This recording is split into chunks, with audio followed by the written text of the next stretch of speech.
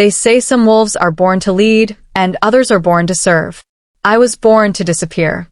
For 10 years, I scrubbed blood from marble floors in the Crimson Peak Fortress. For 10 years, I kept my head down, my hands busy, and my mouth shut, not by choice, but by curse. The nobles called me the Phantom Girl. The servants whispered that I brought bad luck. The guards looked through me as if I were made of smoke. But tonight, I would kneel before the Alpha Commander and his entire war council. Tonight, they would execute the mysterious stranger I'd been feeding in secret for months. Tonight, they expected me to watch in silence as they took the only friend I'd ever known. What they didn't expect was the scream. Not from my lips.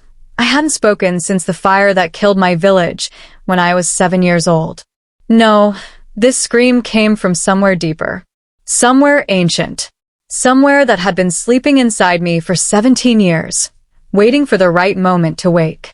And when it finally erupted, when that silver-white fire tore through my body and my bones cracked and reformed, when I shifted for the first time in front of 300 wolves and the most powerful alpha in 5 territories, everything changed. The nobles who once ignored me fell to their knees. The Alpha Commander who sentenced me to death stood frozen in awe. And the mark that blazed across my fur, the spiral of starlight that no one had seen in over 400 years, told them all one impossible truth. I wasn't just a servant girl. I was the last daughter of the Starfire bloodline. I was the wolf they'd tried to erase from history. And now that I'd awakened, war was coming. This is my story. The story of how a silent, forgotten girl became the most dangerous wolf in the realm. The story of forbidden love, ancient prophecies, and the fire that burns when you finally find your voice. Are you ready to hear me howl? Chapter 1. The Girl Who Couldn't Speak. The kitchen fire crackled and hissed, filling the underground chambers with smoke that made my eyes water. I didn't wipe them. Weakness wasn't tolerated here, not even tears from smoke. I plunged my hands deeper into the scalding water, scrubbing at the iron pot crusted with burnt venison.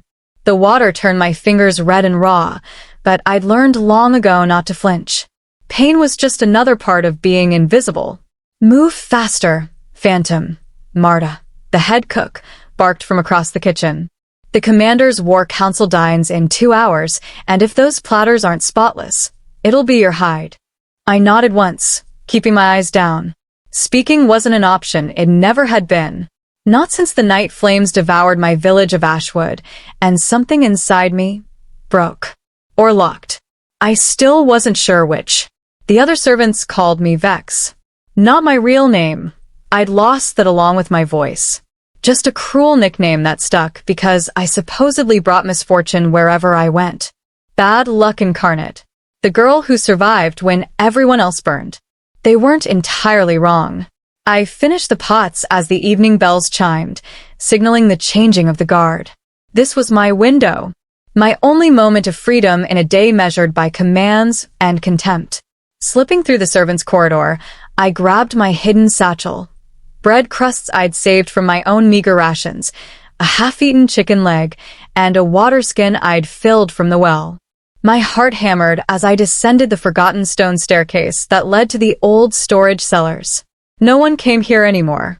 The fortress of Crimson Peak had been built on ancient ruins, and these lower chambers were considered cursed.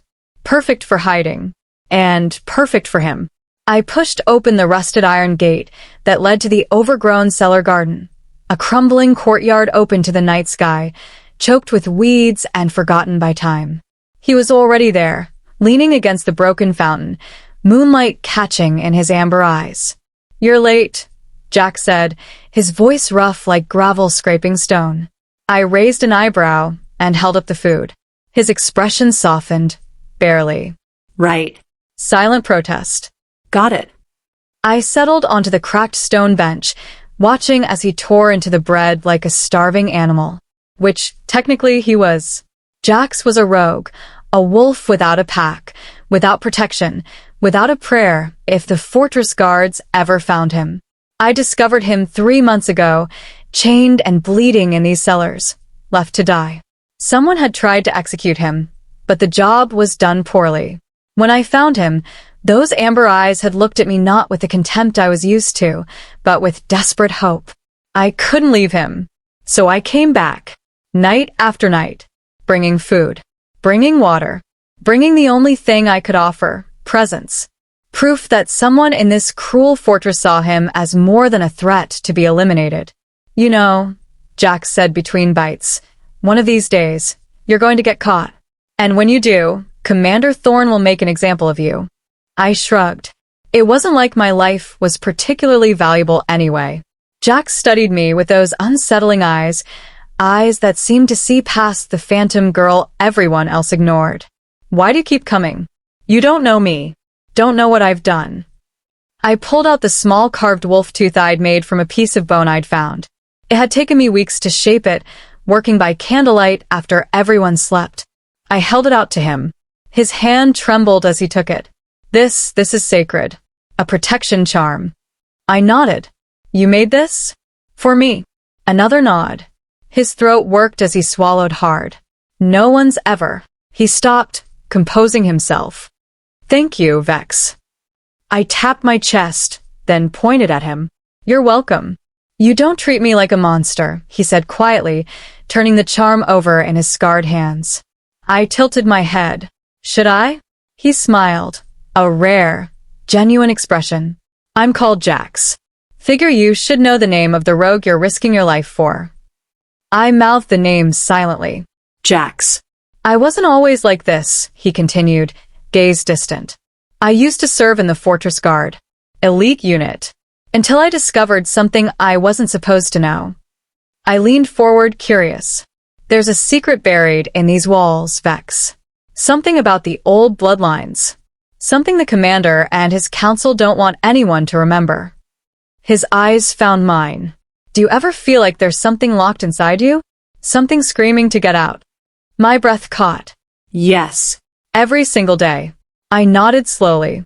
Then maybe we're not so different, Jax murmured. Maybe we're both prisoners of something bigger then. Footsteps. Heavy boots on stone. We both froze. Heard something down here. A gruff voice echoed through the corridor. Check the old cellars. My heart slammed against my ribs. Guards. Jax's eyes went wide. Go. Now. I shook my head frantically. I wasn't leaving him. Vex, if they find you here. The iron gate burst open, and Captain Thorn himself stepped through, flanked by 2 armed sentries. His cruel face split into a vicious grin when he saw me. Well, what do we have here? He snatched the empty food basket from my hands. The phantom girl. Stealing from the kitchens? Or feeding vermin? I tried to gesture, to explain, but his hand cracked across my face before I could move. Pain exploded through my skull, and I slammed into the stone wall, vision swimming. I'll bet Commander Drake would love to hear about this. Thorn sneered, grabbing my arm with bruising force.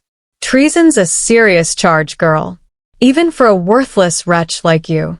Jax lunged forward, but the guards were faster, chains appearing from nowhere to restrain him. As they dragged me through the corridors of the fortress, past staring nobles and whispering servants, my mind raced. This was it. My end. All because I'd shown kindness to someone the fortress deemed unworthy.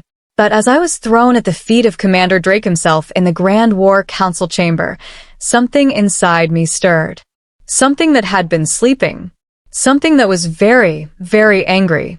Commander Asher Drake was shadow-given form. Black hair, silver eyes like polished steel, and a presence that made the vast marble hall feel suffocating. At 23, he was the youngest Alpha commander in the history of the Crimson Peak territories. He'd earned his position through brutal efficiency and tactical genius that had crushed 3 rebellions before his 20th birthday. Everyone feared him, including me. He looked down at me from his obsidian throne, expression carved from ice. This girl fed a rogue? Yes, Commander, Thorn replied, shoving me forward. We found her in the old cellars. The rogue's scent was all over her. Drake's gaze didn't soften. How long? We don't know, but it's treason. The commander descended from his throne with measured steps that echoed like death bells. He circled me slowly, boots clicking against marble. A servant, he mused. Mute. With a bleeding heart. He stopped directly in front of me. You do realize rogues are executed on sight? I stared at the floor, throat tight. If I could speak, what would I even say? Drake leaned closer. Maybe I should show you what mercy earns in my court. He turned to Thorn. Strip her of her post. Bring her to the execution grounds tomorrow at dawn. My stomach dropped. My lord. Even Thorn sounded surprised. She wants to protect rogues? Drake's voice was cold as winter steel. Let her kneel before the entire fortress and watch one die. Then we'll see if her compassion survives. No, Jax. I tried to speak, tried to scream, but no sound came. Just the familiar silence that had caged me for 10 years. Drake's eyes narrowed as he studied my desperate expression. Take her to the cells, and bring the rogue to the execution grounds. At dawn, they both learn what justice looks like at Crimson Peak. As the guards dragged me away, I caught one last glimpse of the commander's face. And for just a moment, so brief I might have imagined it, I saw something flicker in those silver eyes. Not cruelty, curiosity. What ancient power sleeps inside Vex? Can she save Jax from execution? And why does Commander Drake seem almost interested in the silent servant girl? Continue to Chapter 2 to discover the truth that will shake Crimson Peak to its foundations. Chapter 2. The Execution Ground. The cell was colder than I expected. Not the physical cold, though the stone walls certainly held winter's bite, but the cold of knowing, of understanding that when the sun rose, someone I cared about would die, and I would be forced to watch. I sat with my back against the damp wall, knees drawn to my chest, trying to control the trembling that had nothing to do with temperature. My cheeks still throbbed where Thorn had struck me, and my wrists bore bruises from the guard's rough handling. But physical pain was nothing compared to the crushing weight in my chest. Jax. He'd been kind to me. In a fortress where kindness was currency no one could afford, he'd treated me like a person. Not a phantom. Not a curse. Just someone. And now he would die because I'd been careless. Footsteps echoed in the corridor outside my cell. I looked up, expecting another guard to come to drag me to some fresh horror. Instead, a cloaked figure slipped through the shadows, moving with the fluid grace of someone who knew how to avoid detection. The figure pulled back their hood. A woman, middle-aged, with silver-streaked dark hair and eyes that glowed faintly in the torchlight, the mark of a seer. She wore the simple robes of the fortress healers, but something about her presence felt ancient. Child, she whispered, kneeling before the bars. Do you know what you are? I stared at her, confused. What kind of question was that? She reached through the bars, and before I could pull away, pressed 2 fingers to my forehead. Warmth flooded through me, not painful, but startling. Searching. Her eyes widened. By the old moon, it's true. The seal is breaking. I shook my head frantically. What seal? What are you talking about? Your voice wasn't stolen by trauma, girl. It was bound, locked away by blood magic when you were a child. Her gaze bore into mine with unsettling intensity. Someone didn't want you to speak, didn't want you to remember, because your words carry power that could shatter kingdoms. My heart was hammered. Blood magic? Power? None of this made sense. The fire that took your village, that wasn't an accident. It was an assassination attempt. They tried to wipe out your entire bloodline. She gripped the bars. But you survived. And now, the seal is weakening. Tomorrow, when you kneel at that execution ground, something inside you is going to break free. Who are you? She seemed to understand my unspoken question. My name is Priestess Mira. I served your mother before she died. I'm one of the few who remembers what the Starfire line truly was. Starfire? The word felt familiar, like a half-remembered dream. You don't remember, Mira breathed. Of course you don't. They erased you so thoroughly. She glanced over her shoulder, checking for guards. Listen carefully. I don't have much time. When the seal breaks, when you shift for the first time, you'll be vulnerable. Commander Drake will try to control you. The council will try to use you, and those who destroyed your family will try to finish what they started. I grabbed the bars, desperate for answers. Why? What am I? You're the last heir of the Starfire Alphas, a bloodline that once ruled all the territories before the Great Fracture 400 years ago. Your ancestors could command not just wolves, but the very elements. Fire, shadow, light itself bent to their will. Her voice dropped to barely a whisper. The current ruling families, Drake's line included, built their power on your family's ashes. If you awaken fully, their entire world order collapses. The weight of her words pressed down on me like a physical force. This couldn't be real. I was nobody. A servant. A phantom. You'll want to trust the commander, Mira continued. He's not like the others. He has honor in his way. But remember this. He's been raised to see your bloodline as a threat. His father made him study every text about the Starfire Alphas, memorize every way they fell, learn every method to prevent their return. Then he'll kill me. Perhaps. Or perhaps. She tilted her head, considering. Perhaps he'll surprise us both. Asher Drake is complex. Brutal when necessary, but not needlessly cruel. And he's been searching for something his entire life. Something missing from this fortress built on stolen power. She reached into her robes and pulled out a small vial of shimmering silver liquid. Drink this tonight. It won't stop the awakening. Nothing can now, but it will ease the transition. Make it less explosive. I took the vial with shaking hands. One more thing. Myra's eyes locked onto mine. The rogue you've been feeding? Jax? He's not what he appears to be either. He's been searching for you for years. He was your mother's sworn guardian before everything fell apart. My mouth fell open. Jax knew? He knew what you might become. He's been protecting you from the shadows, waiting for the seal to break naturally. But now... She stood, pulling her hood back up. Now time has run out. Tomorrow, the world will see you for what you really are. Make sure you're ready to claim it. She disappeared as silently as she'd come, leaving me alone with a vial of silver liquid and a head full of impossible revelations. I stared at the vial for a long moment, then uncorked it and drank. The liquid tasted like moonlight, if moonlight had a taste. Cool, clean, electric. It spread through my veins like liquid starlight, and for just a moment, I felt something stir deep inside me. Something that had been sleeping for a very long time. Dawn came too quickly. They dragged me from the cell as the first rays of sun painted the sky blood red. No trial. No chance to defend myself. Just rough hands and rougher words as they hauled me through the fortress toward the execution grounds.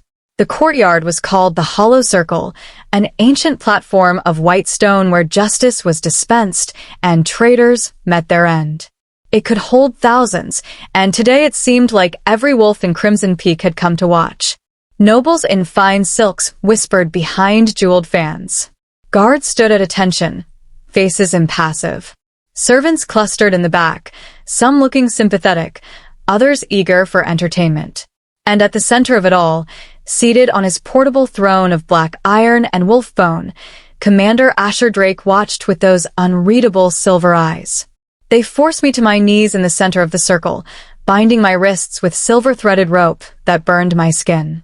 I bit down on my lip to keep from crying out. Weakness was blood in the water here. Then they brought Jax. He looked worse than yesterday. Fresh bruises bloomed across his face, one eye swollen shut. They'd shackled him in wolfbane iron, the cruel metal that burned shifter skin and prevented transformation. His body trembled, not from fear, but from barely controlled rage. Our eyes met across the circle. I'm sorry, I tried to convey. This is my fault. He shook his head slightly. No. This was always going to happen. Drake stood, his voice carrying across the silent courtyard. Vex of no house stands accused of treason against Crimson Peak. She fed and sheltered a rogue, a crime punishable by death. Murmurs rippled through the crowd. However, Drake continued, and something in his tone made my skin prickle. I am not without mercy. She will not die today. Hope flared in my chest. Instead, She will kneel here and witness the price of her compassion. She will watch as the rogue meets justice. And she will understand that in my territory, mercy is a luxury no one can afford. The hope died, replaced by something darker, hotter. No. Drake gestured, and an executioner stepped forward, carrying the ceremonial blade, obsidian-edged, curved like a crescent moon, ancient beyond reckoning. Jax was forced to his knees before the execution stone. The crowd held its breath, and something inside me cracked. Not broke, cracked. Like ice over a raging river. Like a dam holding back an ocean. Like a cage that had been straining against something massive and furious for 17 years. My vision swam. My heart hammered so hard I thought it might burst. Heat built under my skin, not the heat of fever, but something else entirely. Something that felt like sunlight concentrated into a weapon. No more. The executioner raised the blade. And I screamed. Except it wasn't a scream from my mouth. I still couldn't speak. This came from somewhere deeper. From the marrow of my bones. From the very core of my being. A pulse of silver-white energy exploded outward from my body, knocking guards backward like leaves in a hurricane. The ropes binding my wrists ignited with white fire and disintegrated to ash. The stones beneath my knees cracked, spiderweb fissures spreading across the ancient platform. A noblewoman shrieked.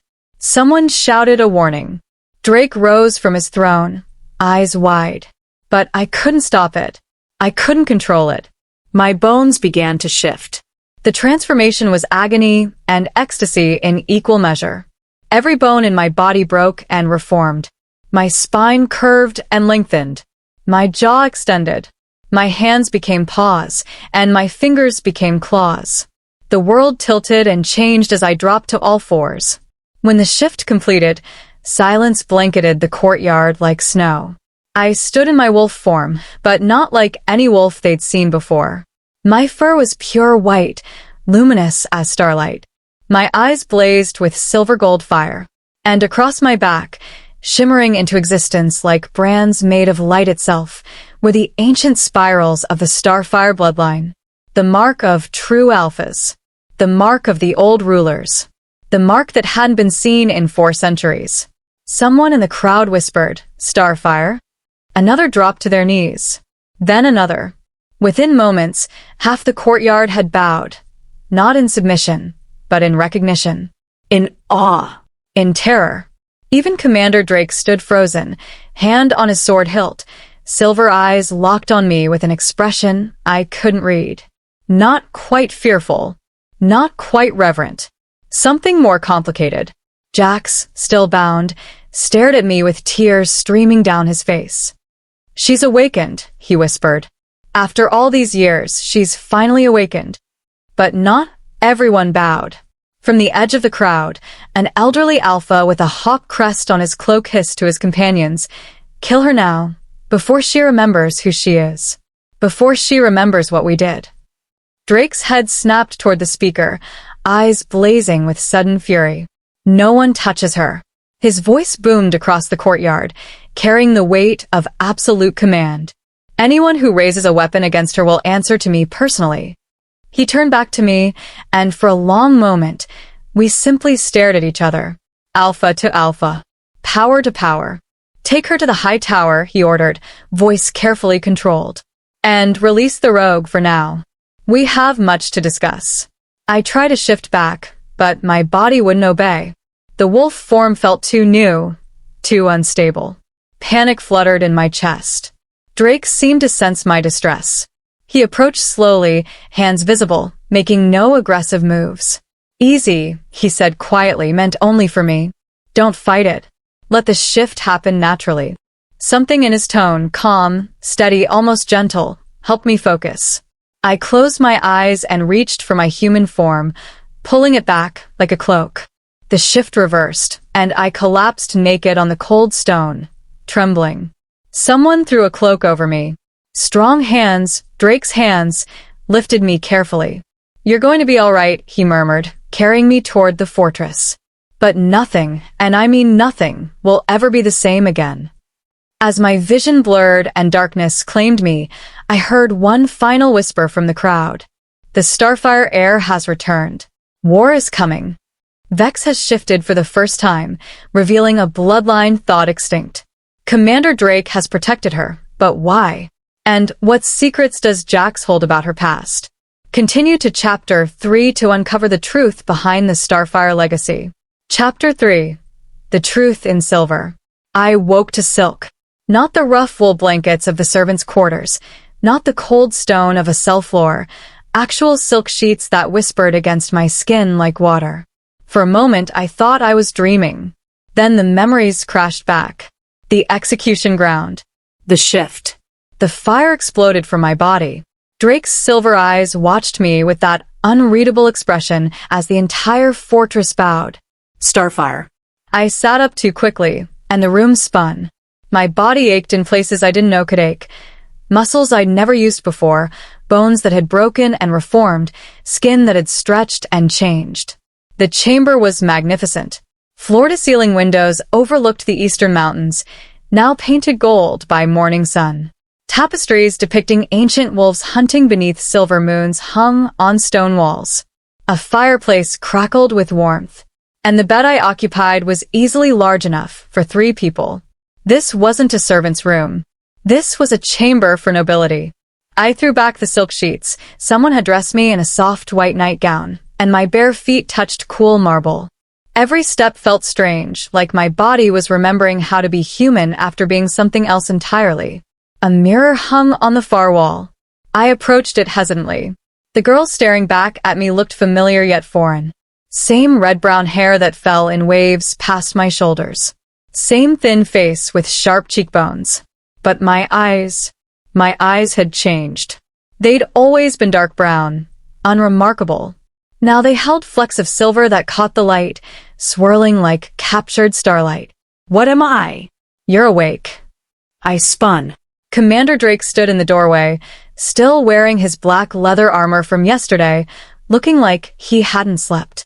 His silver eyes tracked my movement with predatory focus. I instinctively took a step back. He noticed and stopped advancing. I'm not here to hurt you, Vex. If I wanted you dead, you'd never have woken up. Fair point. Still, my heart hammered against my ribs. Drake crossed to the table near the fireplace and poured water from a crystal pitcher into 2 goblets. He pushed one toward me. Drink. Shifting for the first time takes a toll. You need to rehydrate. I approached cautiously, studying him. The commander was tall, easily 6.5 feet, with the build of someone who'd earned his position through combat, not birthright. His black hair was tied back, revealing a face too sharp to be handsome, but too striking to look away from. A scar cut through his left eyebrow, and another traced his jawline. He looked dangerous. He looked tired. I picked up the goblet and drank. The water was cool and clean, and I hadn't realized how thirsty I was until I'd drained the entire cup. More. Drake offered. I nodded, and he refilled it without comment. We stood in silence for a long moment.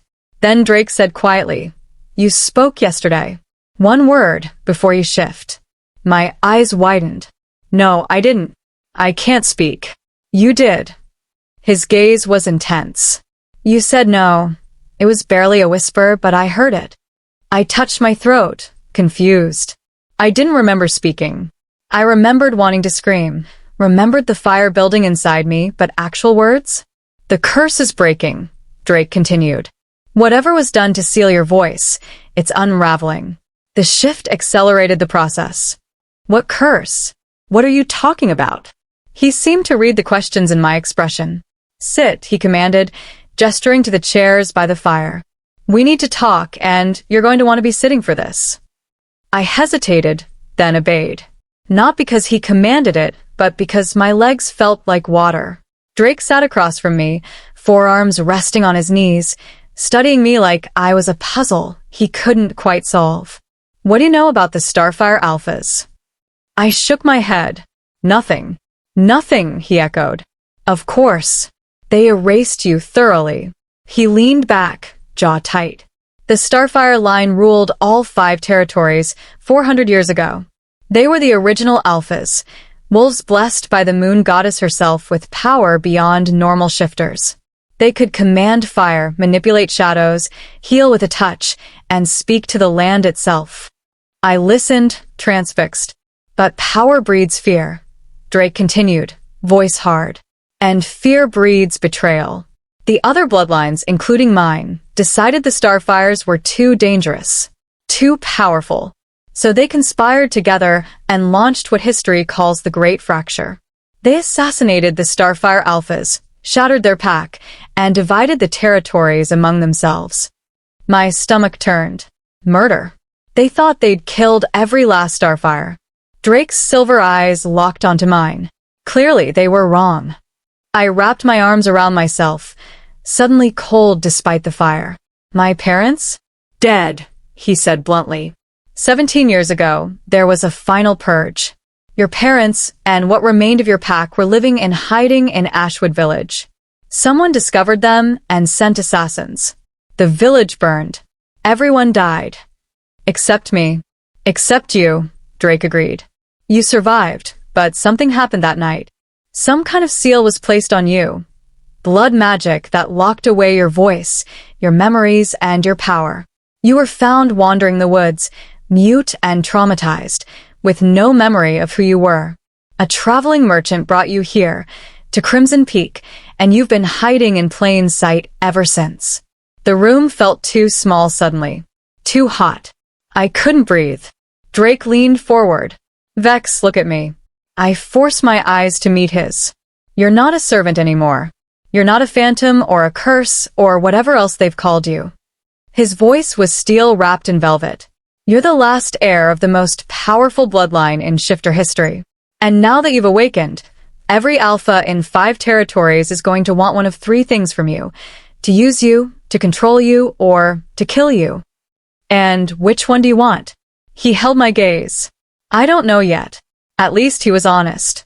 There's a council meeting in 2 days, Drake continued. The Council of Iron. Representatives from all 5 territories. They're going to demand to see you. Demand proof that you're truly Starfire. And if they believe you are... He paused. Some will try to claim you for their own bloodline through force bonding. Others will push for immediate execution before you grow too powerful.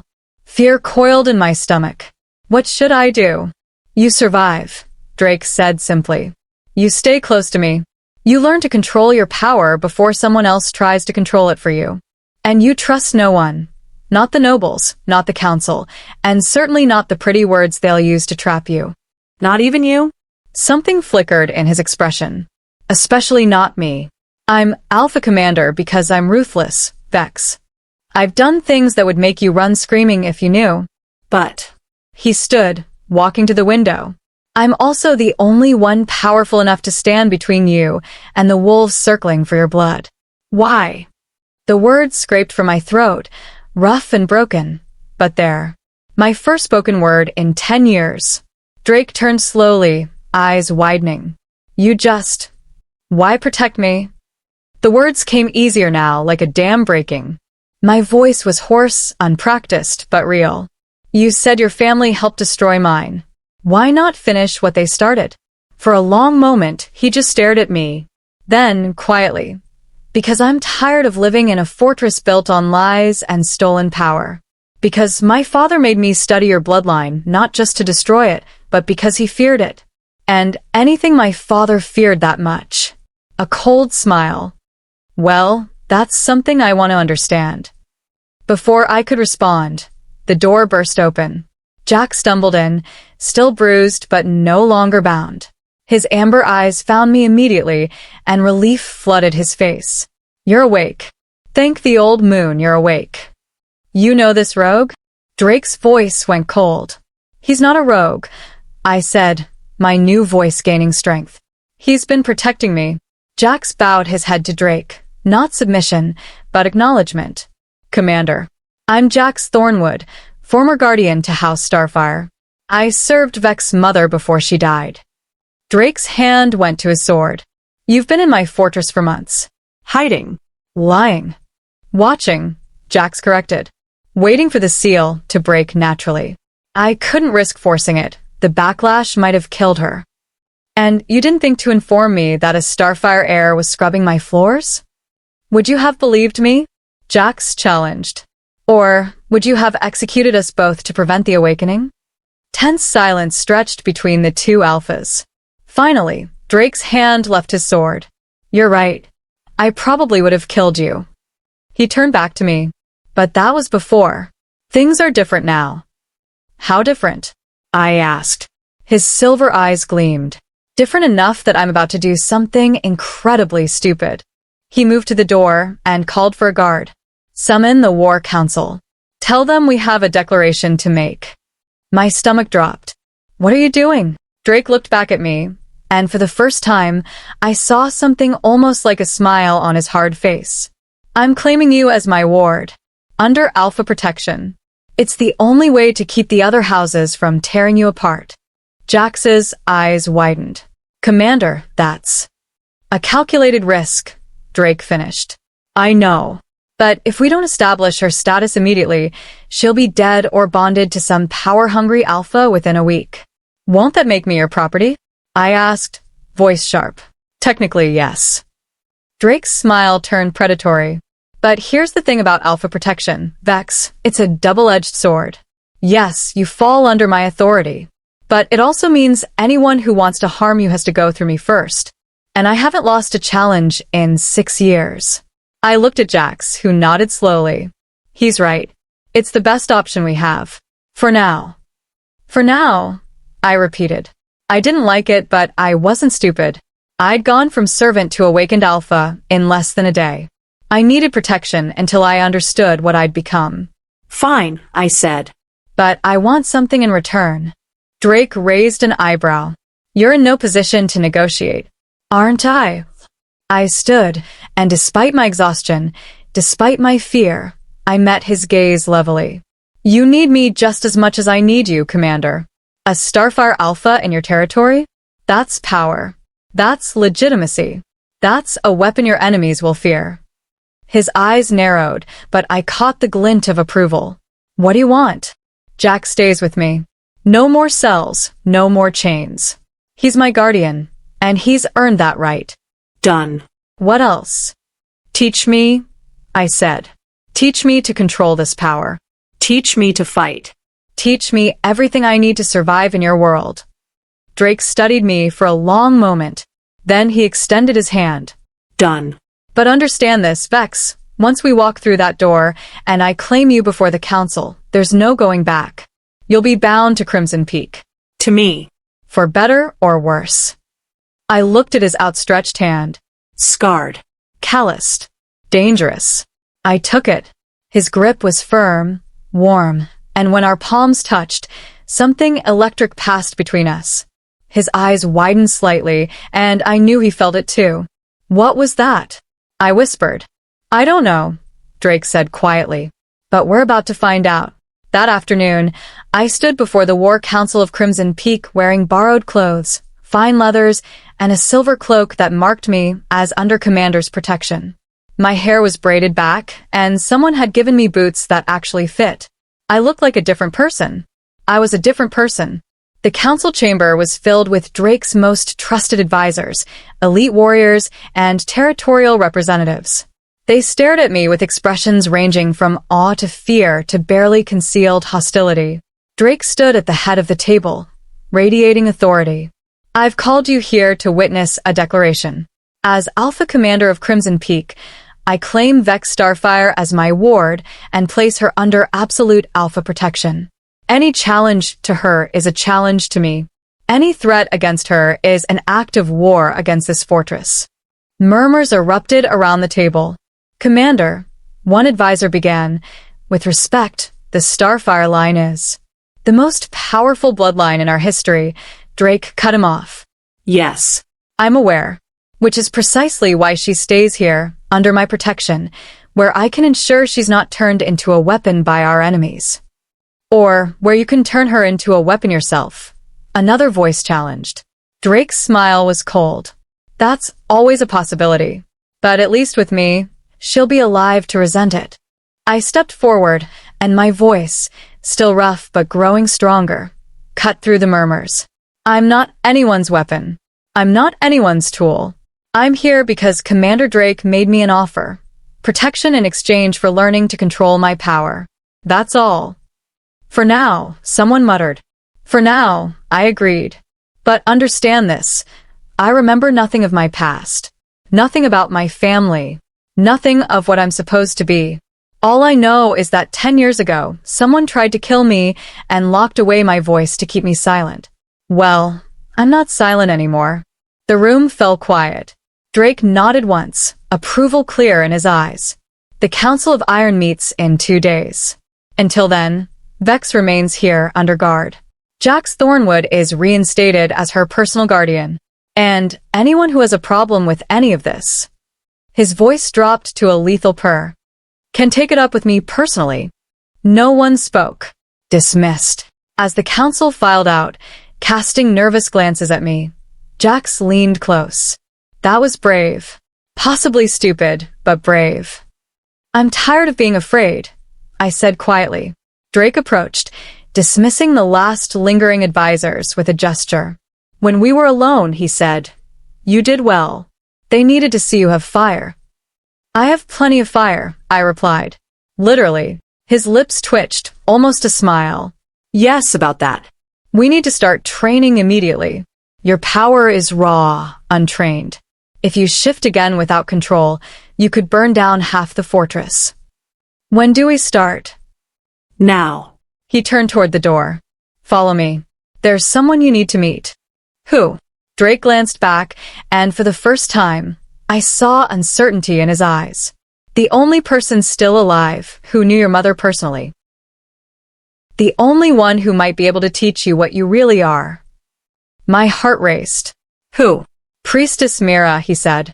And she's been waiting 17 years for you to wake up. Vex has claimed her voice and her place at Crimson Peak. But as she's about to discover, awakening her power is only the beginning. What secrets does Priestess Mira hold? And why does Drake seem both drawn to and wary of the growing connection between them?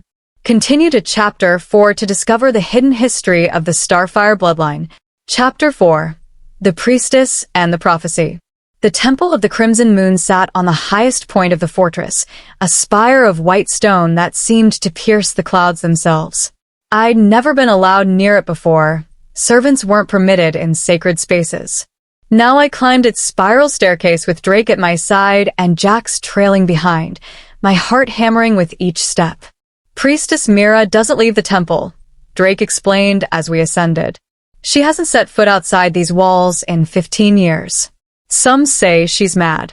Others say she sees too much to bear the world below. You said she knew my mother, I said, still getting used to the sound of my own voice. She was your mother's spiritual advisor. When the purge came, she tried to protect your family, but... He trailed off. But she failed. I finished. She survived.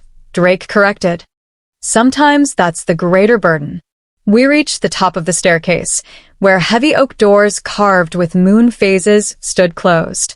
Drake knocked 3 times, a rhythmic pattern that felt ritualistic. The doors swung open on silent hinges. The temple interior took my breath away. The entire ceiling was transparent crystal, allowing sunlight to flood the circular chamber in shafts of gold and white. Symbols I didn't recognize were etched into the floor, not the common pack runes, but something older, more primal. And in the center of it all, kneeling before an altar of silver stone, was Priestess Mira. She rose as we entered, and I recognized her immediately, the woman who'd visited my cell. But in the full light of day, I could see details I'd missed. She was older than I'd thought, perhaps 60, with silver hair that fell to her waist and eyes that glowed with an inner light that had nothing to do with reflection. Those luminous eyes locked onto me, and tears spilled down her weathered cheeks. Vera, she whispered. Oh, little Vera, you have your mother's fire. I froze. Vera? Your true name? Mira said, approaching slowly like she was afraid I might disappear. Vera Starfire, firstborn daughter of Alpha Lina and her bonded mate, Callum. You were 4 years old when they took everything from you. Vera. The name resonated in my chest like a bell I'd forgotten was there. They called you Vex to strip away your identity, Mira continued, voice thick with emotion. Named you after a curse to make you believe you were one. But you were never cursed, child. You were sealed, hidden, protected in the only way we could manage. Blood magic, Drake said quietly. You're the one who placed the seal. Mira nodded, meeting his gaze without flinching. I had no choice. The assassins were thorough. They killed everyone in Ashwood, every Starfire descendant, every sworn guardian, every ally who'd sheltered them. Vera was the last, the only survivor. I found her in the ashes, surrounded by protective wards her mother had died casting. She turned back to me. But the wards were failing. The assassins would return. So I did the unthinkable. I sealed your power, your voice, your very identity behind a wall of blood magic. Made you forgettable. Made you invisible. It was the only way to keep you alive long enough for your power to mature naturally. You made me mute, I said, and there was no accusation in my voice. Just a statement. I stole 10 years of your life, Mira replied, voice breaking. I know, and I'll carry that guilt to my grave. But you're alive, Vera. Against all odds, you're alive and awakened, and now. She smiled through her tears. Now you can become what you were always meant to be. Jax stepped forward. Can you teach her? Teach her to control the Starfire legacy. Myra's expression turned grave. I can teach her what I know. But understand, the Starfire power isn't like normal shifting. It's elemental. It responds to emotion, to will, to the very core of who you are. If she doesn't learn control, she looked directly at me. You could burn yourself out from the inside. I've seen it happen to young Starfires who awaken too quickly. Then we start immediately, Drake said. The Council of Iron meets in 2 days. They'll test her, push her, try to prove she's either a threat or a fraud. She needs to be ready. Mira nodded slowly. Leave her with me. Both of you. What I must teach her requires privacy. Drake hesitated, clearly not comfortable leaving me alone. She's safe here, Commander, Mira assured him.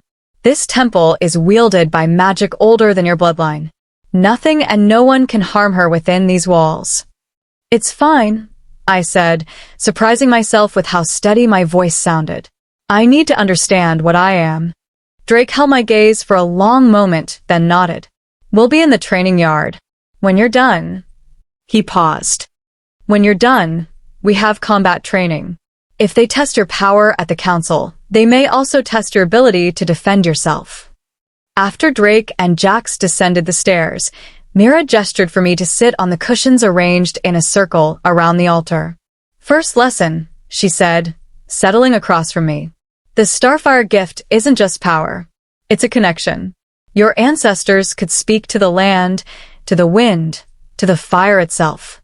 They didn't command elements, they partnered with them. I don't understand, I admitted. Mira lifted her hand, and a small flame appeared above her palm. Not born of magic, but conjured from nothing. Normal fire magic is about force, about bending flame to your will. But Starfire. The flame shifted, changing colors, white, blue, silver, gold. Starfire is about asking. About offering. About becoming one with the element. The flame danced between her fingers like it was alive.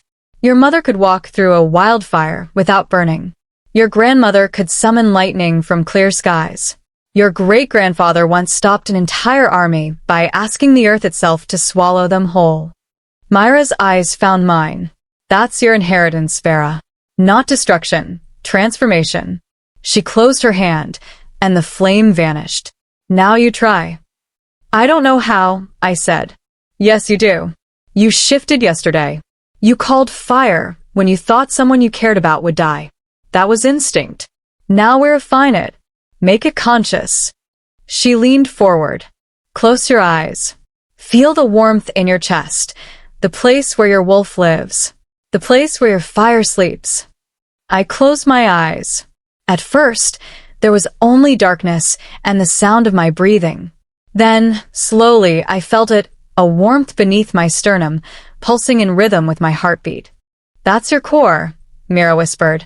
"Your power source. Now reach for it. Not with your hands, but with your will. Ask it to show you what it can do." I reached inward, tentatively, like touching something hot. The warmth flared in response, and suddenly I could see it.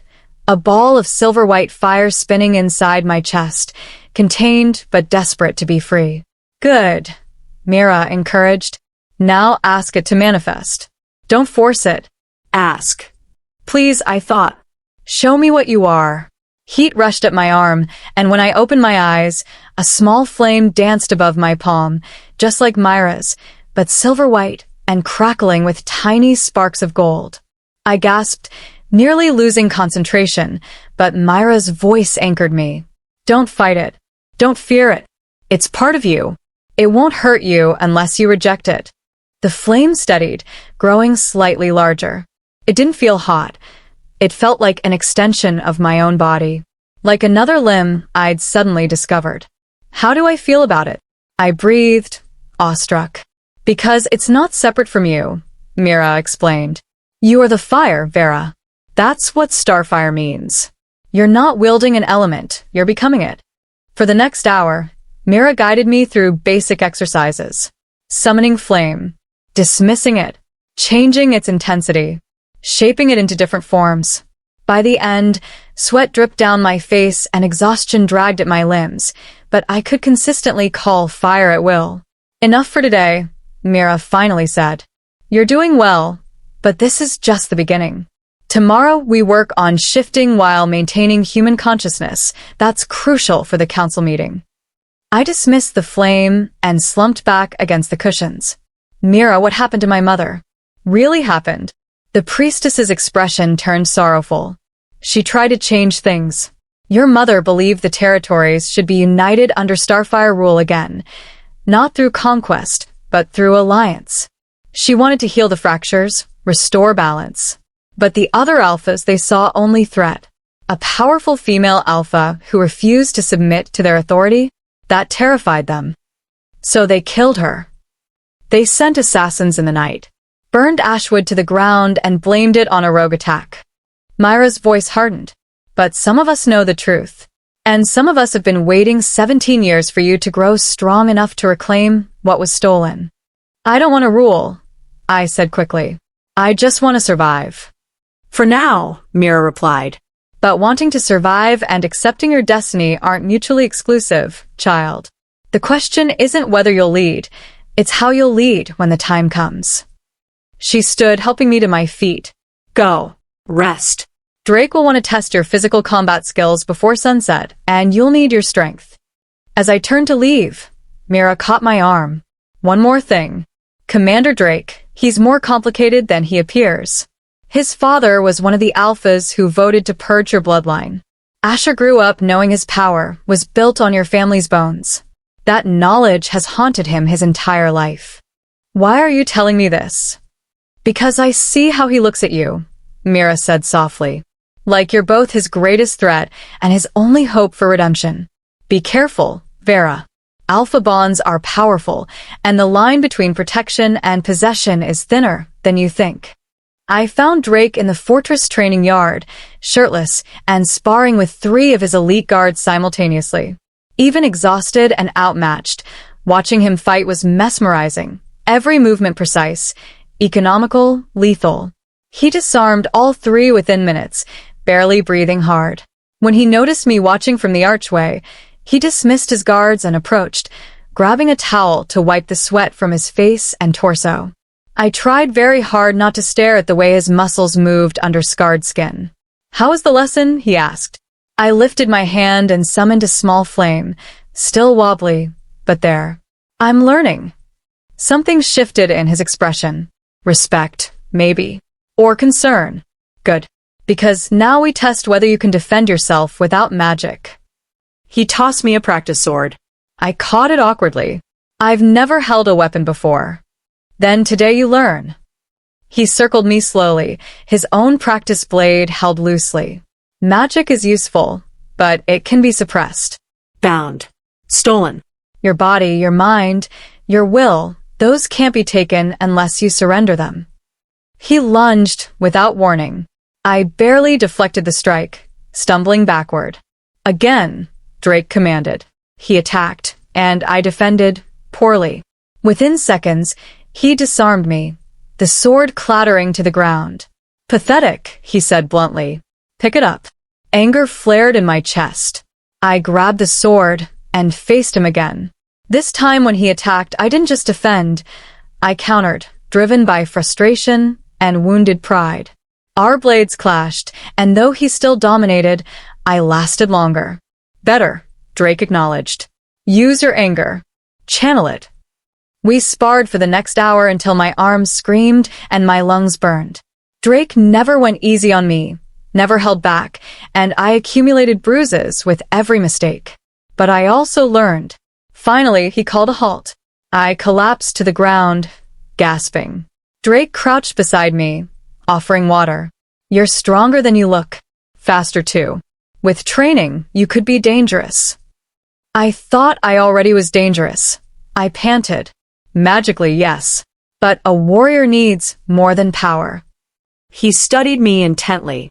They need discipline, strategy, the will to do what's necessary when mercy would be easier. Is that what you are? I asked. Someone who always does what's necessary? His jaw tightened. Yes. Even if it means becoming a monster? Especially then. He stood, offering his hand. The council meets in 2 days, Vera. They're going to try to break you. Try to prove you're either too weak to matter or too dangerous to live.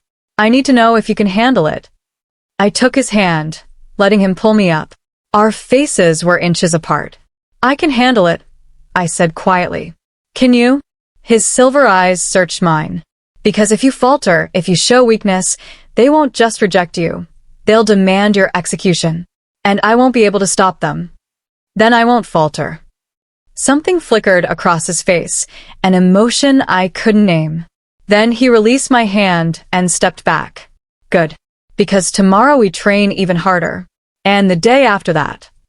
He looked toward the distant mountains. The day after that, you stand before the wolves who murdered your family and prove you're worthy of the name Starfire. As I walked back to my chambers that night, exhausted and aching, Jax fell into step beside me. You're doing well, he said quietly. I'm terrified, I admitted. Good. Fear keeps you sharp. He glanced at me. But don't let Drake make you into something you're not. He's trying to forge you into a weapon, but you're more than that. What am I, then? Jax smiled sadly. Your hope, Vera. For those of us who've been waiting in the darkness for someone to light the way. That night, I dreamed of fire. But this time, I wasn't burning. I was dancing in the flames, and they sang my true name. Vera has begun to unlock her Starfire legacy, but the Council of Iron approaches. Will she prove herself worthy? Or will the wolves who destroyed her family finish what they started? Continue to Chapter 5 to witness the Council's judgment. Chapter 5. The Council of Iron. The morning of the council meeting arrived with heavy clouds and the smell of distant rain. I stood before the mirror in my chambers, barely recognizing the person staring back. Someone had dressed me in ceremonial armor, silver-scaled leather that fit like a second skin, etched with ancient Starfire symbols that glowed faintly in the dim light.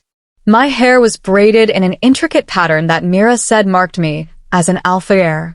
A cloak of white fur draped across my shoulders, secured by a clasp shaped like a howling wolf. I looked like someone important. I looked like someone dangerous. I looked like someone I didn't know. Stop fidgeting, Jax said from his position by the door. He wore his own armor now, the formal gear of a Starfire Guardian that Drake had ordered made for him. You look like an Alpha. Act like one. I don't know how, I admitted, adjusting the cloak for the third time. Yes, you do. He crossed to me, placing both hands on my shoulders. You've survived things that would have broken anyone else. You've kept your heart soft in a place designed to harden it. That's strength, Vera. Real strength. A knock interrupted us. Drake entered without waiting for permission, and his reaction when he saw me made something flutter in my chest. He stopped mid-stride, silver eyes widening almost imperceptibly. For a long moment he just stared. "You look." He seemed to struggle for words. "Like a queen." "I'm not a queen," I said quickly. "I'm barely even a wolf. You're more than you know." He approached slowly, and I noticed he dressed formally too. Black armor polished to a mirror shine, a cloak bearing the crimson peak crest of a wolf and crossed swords. The council representatives arrived an hour ago. 5 alphas from 5 territories, each more dangerous than the last. My stomach twisted. "And they're all here to judge me." "To test you," Drake corrected. "To see if you're real or some elaborate deception. To determine if you're an asset or a threat." His expression hardened. "And some of them are here hoping you'll give them an excuse to eliminate you." "Comforting," I muttered. "I'm not here to comfort you." Drake's voice was steel. "I'm here to make sure you survive. Remember what we practiced: show power, but show control. Answer their questions, but give nothing away. And whatever happens, don't let them see fear. Even if I'm terrified? Especially then." He held out his arm. "Ready." I took it, feeling the solid strength beneath the armor. "No." "But let's go anyway." The Grand Hall of Crimson Peak had been transformed. Banners representing all 5 territories hung from the vaulted ceiling. Crimson Peak's wolf and swords, Ironwood's bear and mountain, Shadowfen's raven and moon, Stonecrest's lion and shield, and Silver Hollow's stag and stars. At the center of the hall, 5 thrones had been arranged in a semicircle, each occupied by an alpha radiating power and barely concealed hostility. And behind them, hundreds of witnesses, nobles, warriors, advisors, all watching with hungry eyes. Drake led me to the center of the circle, where a raised platform marked with ancient symbols waited. This was the trial ground, where challenges were issued and judgments rendered. "Alphas of the 5 territories," Drake announced, his voice carrying across the vast hall. "I present Vera Starfire, last heir of the ancient bloodline, under my protection and subject to your examination." I force myself to stand tall, to meet their stares without flinching. The Alpha of Ironwood spoke first, a massive man named Garrick with a grizzled beard and cold brown eyes. "We're to believe this slip of a girl is Starfire? That the bloodline we destroyed 4 centuries ago suddenly resurfaces in your fortress, Commander? Convenient." "The mark doesn't lie," Drake replied coolly. "You all saw her shift. You all saw the spiral patterns. Those can't be faked." "Marks can be painted," said Alpha Cordelia of Shadowfen, a woman with sharp features and dark eyes. "Power can be mimicked. We need proof beyond parlor tricks." "What kind of proof?" I asked, surprised by how steady my voice sounded. Alpha Magnus of Stonecrest, young, arrogant, with golden hair and a cruel smile, leaned forward. "Shift for us. Right here, right now. And maintain consciousness while you do it." True Starfires could command their wolf form while keeping their human mind intact. "If you're genuine, prove it." My heart was hammered.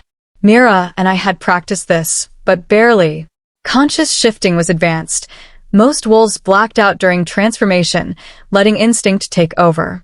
I looked at Drake. He gave the slightest nod. "You can do this." I stepped onto the platform and closed my eyes, reaching for that warmth in my chest.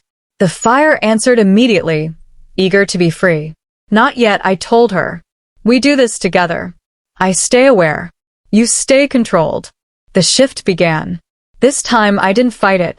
I sank into the transformation, feeling my bones reshape, my muscles reconfigure, my senses sharpen. But instead of letting my human consciousness fade, I held onto it, gripping it like a lifeline as my body changed. It hurt. God, it hurts. Like being torn apart and reassembled by someone who wasn't quite sure how the pieces fit. But I held on.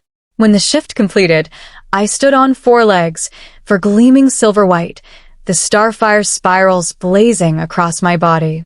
But unlike last time, I wasn't lost to instinct. I could think, reason, remember who I was.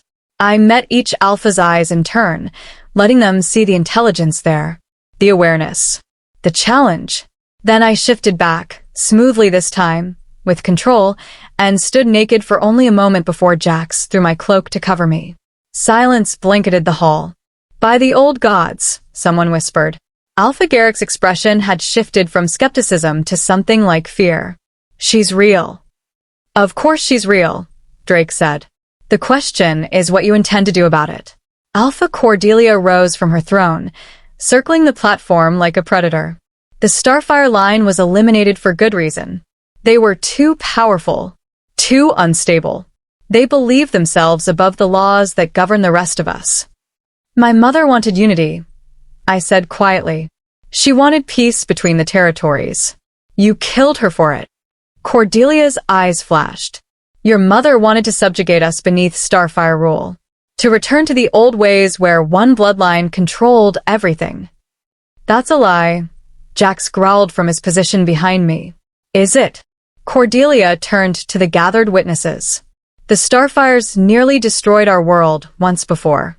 They commanded fire and shadow, bent nature to their will, and demanded absolute obedience. When we finally broke free, we swore never to allow that kind of tyranny again. Then why are you here? I challenged myself. If I'm such a threat, why not just kill me and be done with it? The fifth Alpha, Marcus of Silver Hollow, who'd been silent until now, finally spoke. He was older, perhaps 50, with silver-streaked hair and eyes that held more wisdom than cruelty. Because killing a Starfire heir would violate the Pact of Dawn, signed by all 5 territories after the Great Fracture. We agreed that should any Starfire descendants survive, they would be given the chance to prove they could live in peace with the new order. A chance, I repeated. That sounds like a test. Marcus smiled faintly. Because it is. You'll undergo 3 trials, Vera Starfire. Trials of power, wisdom, and loyalty. Pass them, and you'll be recognized as an alpha in your own right, with all the protections and privileges that entails. Fail them. His smile faded. And we'll have no choice but to eliminate you as a threat to the peace we've built. My blood ran cold. When? Now, Alpha Magnus said, grinning wickedly. We begin with a trial of power. Prove you can control your gifts, or prove you're too dangerous to live. Drake stepped forward. She's barely awakened. She's had 2 days of training. This isn't fair. Life isn't fair, Commander, Cordelia interrupted. And Starfires don't get second chances. She faces the trials now, or she dies now. Choose. Drake's jaw clenched, fury radiating off him in waves. But he couldn't fight this. Not without starting a war. He looked at me, and I saw apology in those silver eyes. I'll do it, I said before he could speak. I'll take your trials. Vera, Drake began. I'll do it, I repeated firmly. Because I'm not afraid of you anymore. I addressed the 5 Alphas directly. You killed my family, erased my identity, stole my voice, and yet here I stand. So give me your trials. Give me your tests. And when I pass them, you'll recognize me as an alpha, not because I forced you, but because you had no other choice. The hall erupted in murmurs. Alpha Magnus' grin widened. Spirit. I like that. It'll make breaking you more entertaining. The trial of power begins immediately, Marcus announced. Bring in the construct. Guards dragged something massive into the hall, a creature made of iron and magic, a golem roughly 8 feet tall, with glowing red eyes. It radiated menace and barely restrained violence. This construct has been used to train elite warriors for generations, Marcus explained. It's programmed to kill. Your task is simple. Defeat it using your Starfire gifts. But here's the catch. You must control your power precisely enough that you destroy the construct without harming any of the witnesses in this hall. One injury to a bystander, and you fail. I stared at the metal monster as it came to life, joints creaking, red eyes focusing on me with predatory intent. This is insane, Drake growled. She could kill someone. Then she better not, Cordelia said coldly. Begin. The construct lunged. I dove aside instinctively as its massive fist cratered the stone where I'd been standing. Screams echoed through the hall as witnesses scrambled back, though none left. Morbid curiosity, keeping them rooted. The construct swung again. I rolled, barely avoiding being crushed. Fire, I thought desperately. I need fire. But controlled fire. Precise fire. Fire that would destroy metal without burning flesh. The construct grabbed me, iron fingers closing around my waist, lifting me off the ground. Pain shot through my ribs as it squeezed. Vera, Jack shouted. I reached for my power, not in panic, but with the focus Mira had taught me. I need white flame. Hot enough to melt iron. Concentrated enough to spare everything else. Heat exploded from my palms, silver-white fire pouring over the construct's arm. The metal began to glow red, then orange, then white. The construct's grip loosened as its arm melted. I dropped, hit the ground rolling, and came up with fire coating both hands. This time when the construct charged, I didn't run. I attacked. Fire lanced from my palms in concentrated beams, striking the construct's joints, knees, elbows, neck. Each hit was precise, controlled, burning through metal without spreading. The construct staggered. I pressed my advantage, pouring more power into the flames. Sweat dripped down my face. My muscles screamed, but I held the fire tight, contained, deadly but disciplined. With a final surge of power, I drove my burning fist into the construct's chest. Fire exploded inward, melting its core. The construct collapsed, nothing more than a pile of cooling slag. I stood over it, breathing hard, hands still glowing with dying embers. The hall was completely silent. Then slowly someone began to clap. Others joined. Within moments, half the hall was applauding, not in celebration, but in acknowledgement. I passed the first trial. Alpha Marcus stood. Well done, Vera Starfire. You've proven power and control. Tomorrow, we test your wisdom. And the day after, his eyes glinted. We test your loyalty. As guards cleared away the destroyed construct, Drake approached me. That was reckless. That was survival, I countered. You could have died. But I didn't. I met his gaze. Stop trying to protect me from what I have to face, Drake. I'm not fragile. Something shifted in his expression. Respect, maybe. Or something deeper. No. You're definitely not fragile. That night, Mira visited my chambers. You did well today. But the next 2 trials will be harder. How? The trial of wisdom tests your judgment, your ability to make impossible choices. And the trial of loyalty. She hesitated. That one breaks most who attempt it. It forces you to choose between your heart and your duty. I don't understand. You will, Mira said sadly. Tomorrow. For now, rest. You'll need your strength. But sleep didn't come easily. Because outside my window, I could hear wolves howling in the distant mountains. And somehow, I knew they were howling my name.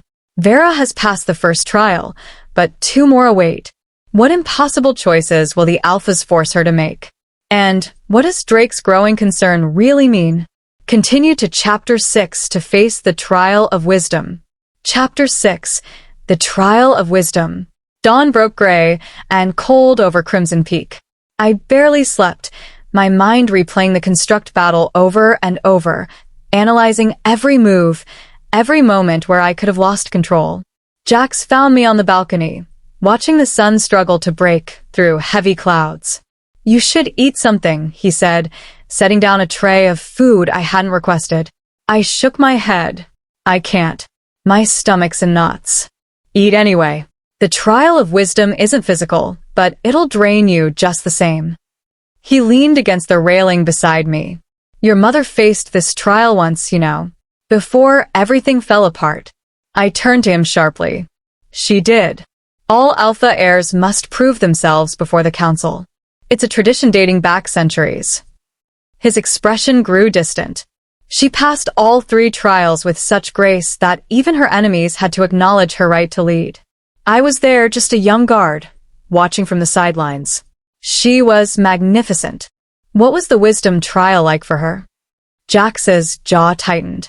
They made her choose which of 2 villages to save from a plague, her mother's birthplace or her father's. Both were dying. She only had resources to cure one. He paused. She chose neither. What? She refused the premise of the question. Instead, she went to both villages, identified the source of the plague, and destroyed it before it could spread further. She saved both villages by rejecting the false choice they'd given her. I absorbed this. Did they accept that? They had no choice. She'd proven wisdom isn't about making impossible choices. It's about seeing the options others miss. He met my eyes. Remember that today. Whatever they throw at you, look for the path they don't want you to see. An hour later, I stood once again in the grand hall, this time before a different arrangement. The 5 alpha thrones remained, but at the center of the room sat a large circular table with 3 chairs. Alpha Marcus rose to address the assembled witnesses. The trial of wisdom tests an alpha's judgment, their ability to see clearly through deception and manipulation, and their capacity to make decisions that serve the greater good even at personal cost. He gestured to the table. Vera Starfire will face 3 scenarios. Each presents an impossible choice. How she responds will determine whether she possesses the wisdom necessary to lead. Drake stood at the edge of the hall, arms crossed, face unreadable. But I caught the tension in his shoulders, the way his hand kept drifting toward his sword. He was worried. First scenario, Alpha Cordelia announced, standing. You are the alpha of a territory facing famine. Your people are starving. A neighboring pack offers food, enough to save everyone, but only if you surrender 3 of your pack members to them as slaves. Do you accept it? The hall fell silent, all eyes on me. I took my seat at the table, mind racing. A false choice, just like my mother faced. There had to be another option. I would ask why they want the slaves, I said carefully. Cordelia's eyebrow arched. Does it matter? Your people are dying. Everything matters. If they want slaves for labor, then the neighboring pack must have their own shortage of workers, not food. Which means they're not offering charity. They're trying to weaken us while strengthening themselves. So you refuse? Your people starve? No. I leaned forward. I would offer to trade labor for food.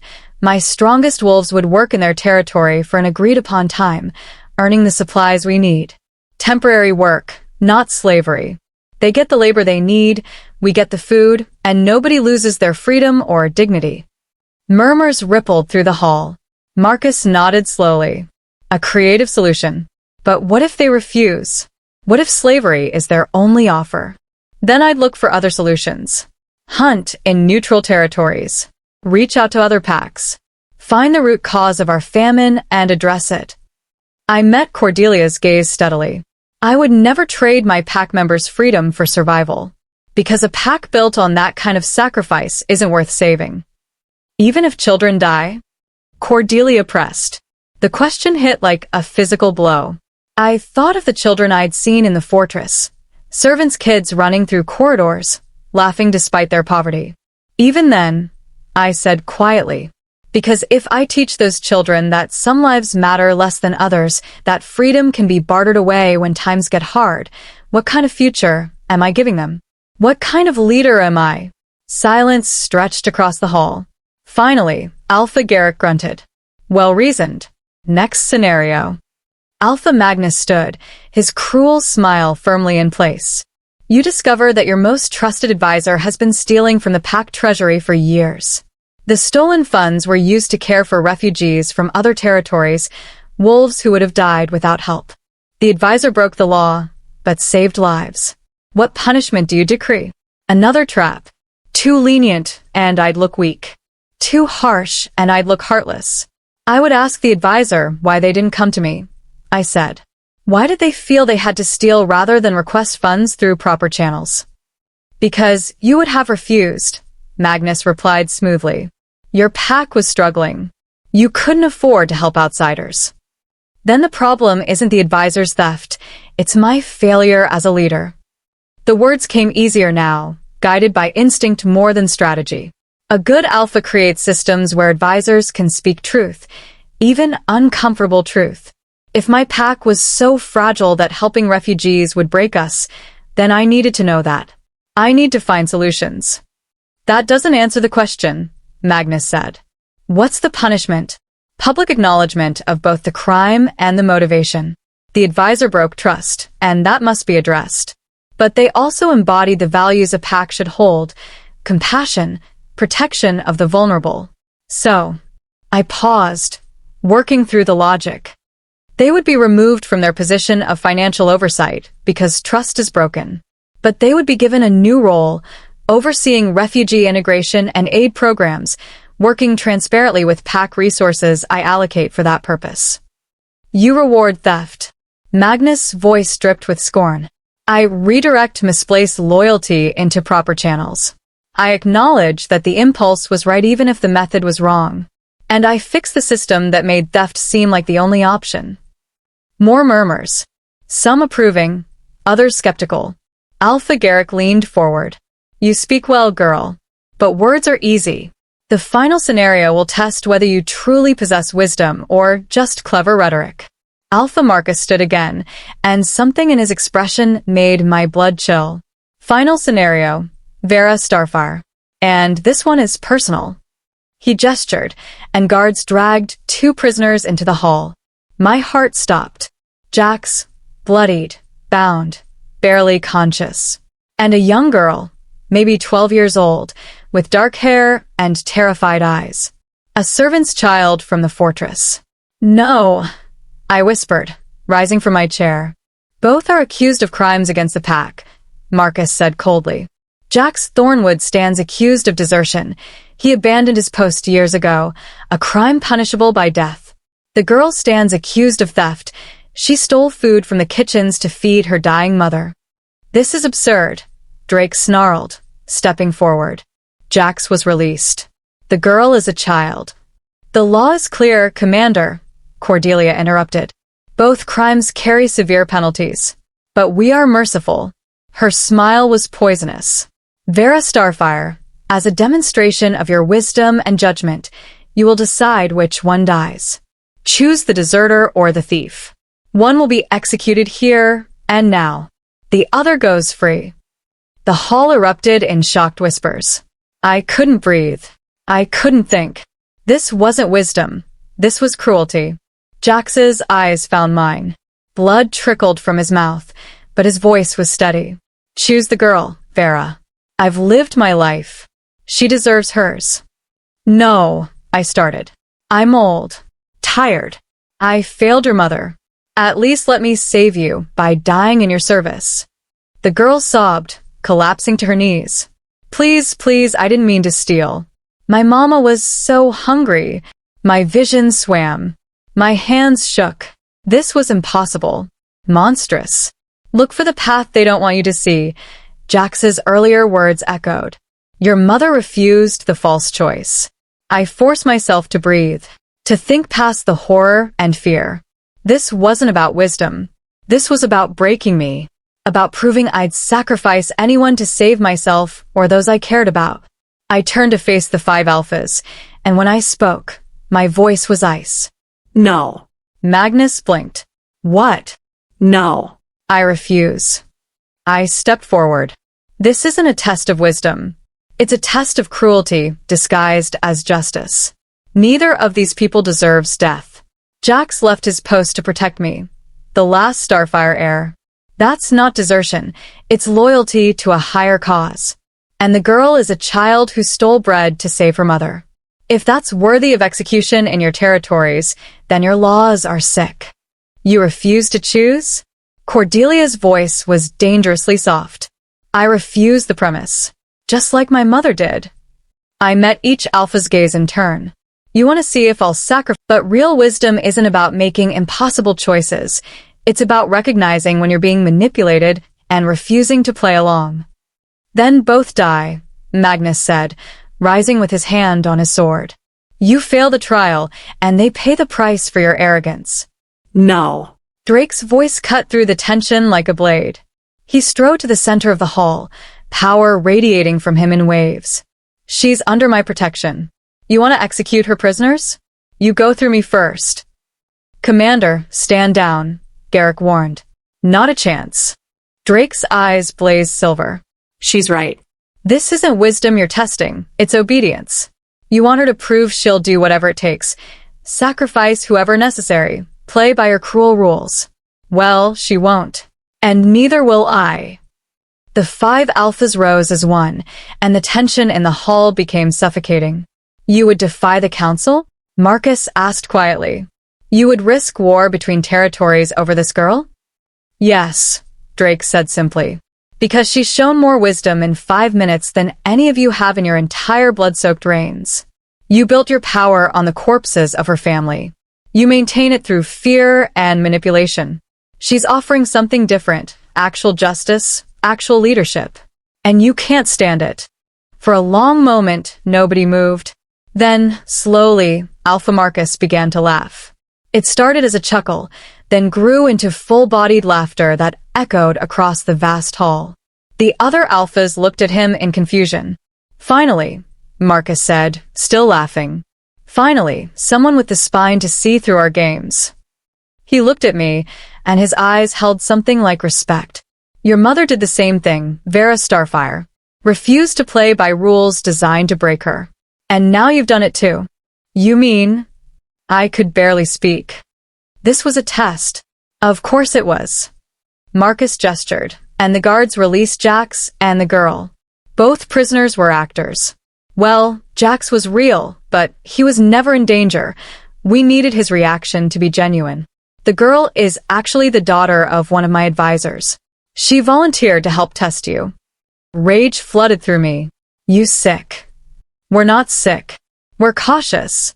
Marcus's expression turned serious. The Starfire line had power, yes, but they also had arrogance. They believed themselves above consequence. We needed to know if you would be different. If you would choose principle over expediency, even when it costs you everything. And my voice shook with barely controlled fury. And you passed. Alpha Garrick stood, nodding with grudging approval. You refused to sacrifice innocence. Refused to accept false choices. And you inspired your protector to stand with you even against overwhelming odds. That's wisdom, girl. Real wisdom. Alpha Cordelia remained seated, expression unreadable. One trial remains. The trial of loyalty. And I promise you, that one won't be theater. As the hall began to empty, Drake approached me. You did well. Don't. I stepped back. Don't congratulate me for passing their sick games. That girl, even if she was acting, her terror was real. Jax's willingness to die was real. This whole thing was monstrous. I know. His voice was quiet. But you survived it. That's what matters. Is it? I looked at him, really looked at him. Is survival all that matters? Even if it means playing along with cruelty. He didn't answer. That night, I found Jax in the fortress infirmary, being treated for the very real injuries they'd given him to make the scenario believable. I'm sorry, I said, sitting beside his cot. Don't be. He winced as the healer applied salve to his ribs. You did what your mother would have done. Refused to let them make you into something small and cruel. It doesn't feel like victory. It wasn't meant to. He caught my hand. One more trial, Vera. One more test. And then this is over. What's the trial of loyalty? I asked. Jax's expression darkened. I don't know, but whatever it is. He squeezed my hand. Don't lose yourself trying to pass it. Your mother taught me that some things matter more than winning. Remember that. Later, in my chambers, I stood on the balcony watching the moon rise. Tomorrow will bring the final trial. Tomorrow would determine if I lived or died as an alpha. But tonight, all I could think about was the look in Drake's eyes when he'd stepped between me and the council. The way he'd been willing to risk everything to stand with me. You're thinking too loud, a voice said from the shadows. Drake emerged onto the balcony, 2 goblets of wine in hand. He offered me one. Shouldn't you be planning tomorrow's trial? I asked, not taking it. Can't plan for something when I don't know what it is. The alphas keep the trial of loyalty secret until the moment it begins. He set both goblets on the railing. I came to check on you. I'm fine. You're not. He turned to face me fully. You're angry. At me. At them. In this whole situation. Shouldn't I be? Yes. His answer surprised me. You should be furious. They're treating you like a trained animal performing tricks for their amusement. It's degrading and wrong. Then why do you serve them? Drake's jaw tightened. Because the alternative is chaos. Because the council system, for all its flaws, keeps the territories from tearing each other apart. Because He paused. Because until today, I didn't see another option. And now, his silver eyes found mine. Now I'm starting to think maybe there's a different way. A better way. One that doesn't require cruelty disguised as tradition. We stood in silence for a moment, the wind carrying the scent of approaching rain. Why did you defend me today? I asked quietly. Really? It wasn't just about protection. You risked your position, your alliance with the council. Why? Drake was quiet for so long I thought he wouldn't answer. Then, barely above a whisper. Because watching you stand there, refusing to break, refusing to compromise who you are even when it would have been easier, I saw what leadership could be. Should be. And I realized I've been serving cowards who call themselves alphas. That's treason, I said. I know. He smiled faintly. Seems I'm catching your bad habits. Despite everything, I almost smiled back. Tomorrow, Drake said, whatever they throw at you in the final trial, remember, you don't have to face it alone. Not anymore. He left before I could respond, leaving me on the balcony with 2 untouched goblets of wine and a growing suspicion that the bond forming between us was more dangerous than any trial the council could devise. Because I was starting to trust him. And in this world of betrayal and blood, trust was the most dangerous gift I could give. Vera has passed the trial of wisdom, but the final test awaits. The trial of loyalty will force her to choose between her heart and her duty. What will the council demand?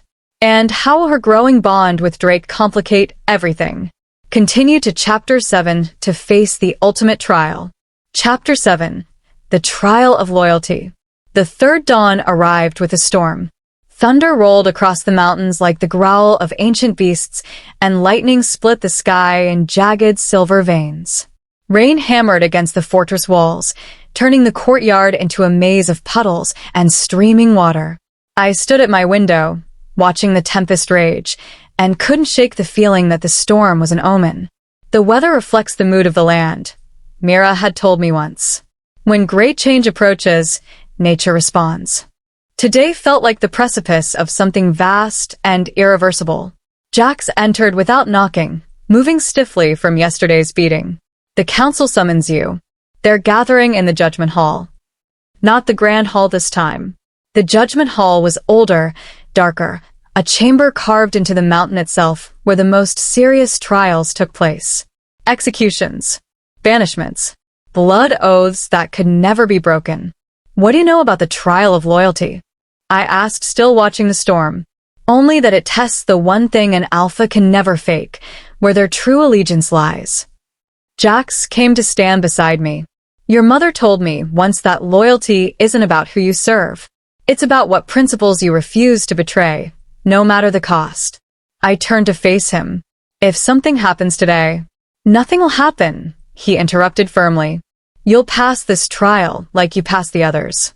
And then you'll be recognized as an alpha, and all of this will be behind us. You don't believe that. His silence was answer enough. Drake met us at the entrance to the judgment hall, water dripping from his black cloak. He looked like he'd been patrolling the walls all night, eyes shadowed with sleeplessness. Whatever happens in there, he said without preamble, remember that I stand with you. No matter what they demand. Drake. No matter what, Vera. His intensity made something in my chest tighten. Understand. Before I could respond, the iron doors groaned open. The judgment hall was everything I'd feared. Carved from black stone and lit by torches that cast dancing shadows, it felt less like a courtroom and more like a tomb. The 5 alpha thrones sat elevated on a dais, and before them, a circle had been marked on the floor in what looked like old blood. The trial circle. Only a handful of witnesses had been permitted inside. This trial was too dangerous for crowds. I recognized Drake's most trusted advisors, the head priestess from each territory, and several elite warriors who stood with hands on weapons. The 5 alphas looked grim as I entered. Vera Starfire, Alpha Marcus began, his voice echoing off stone. You have passed the trial of power and the trial of wisdom. Today, you face the final test, the trial of loyalty. Pass, and you will be recognized as an alpha with full rights and protections. Fail. He paused. And you will be executed where you stand. The words hung in the air like a blade. What's the trial? I asked, surprised by how steady my voice remained. Alpha Cordelia stood, a scroll in her hands. The trial of loyalty is simple in concept, but devastating in execution. We will ask you 3 questions. You must answer each truthfully. Lie, and we will know. The priestesses have warded this chamber with truth magic. No deception can survive here. Truth magic. My stomach dropped. There would be no clever wordplay, no strategic evasion. Only raw, unfiltered honesty. The questions will force you to choose between competing loyalties, Alpha Garrick added. Between old bonds and new. Between personal desire and greater good. Between the heart and the mind. I stepped into the circle. The moment my foot crossed the boundary, I felt it, a pressure in the air, like invisible hands pressing against my skull. The truth ward, making lies physically impossible. First question, Marcus said. Commander Asher Drake has claimed you as his ward, granting you protection under Crimson Peak authority. But your blood belongs to the Starfire line, a rival power that his ancestors helped destroy. If you had to choose between loyalty to Drake and loyalty to your bloodline's legacy, which would you choose? The question hit like a physical blow. I looked at Drake, standing just outside the circle, silver eyes locked on mine. The truth ward pulsed, demanding an answer. I would choose. My throat tightened. I would choose my bloodline. Drake's expression didn't change, but something flickered in his eyes. Pain? Understanding? I couldn't tell. Not because Drake hasn't earned my loyalty. I continued, the words pulled from me by magic I couldn't resist. But because my mother died trying to heal the fractures between territories. My family was slaughtered for wanting peace and unity. If I abandoned that legacy, if I put personal allegiance to one alpha above the greater purpose my bloodline died for, then their deaths meant nothing. And I can't live with that. Silence filled the hall.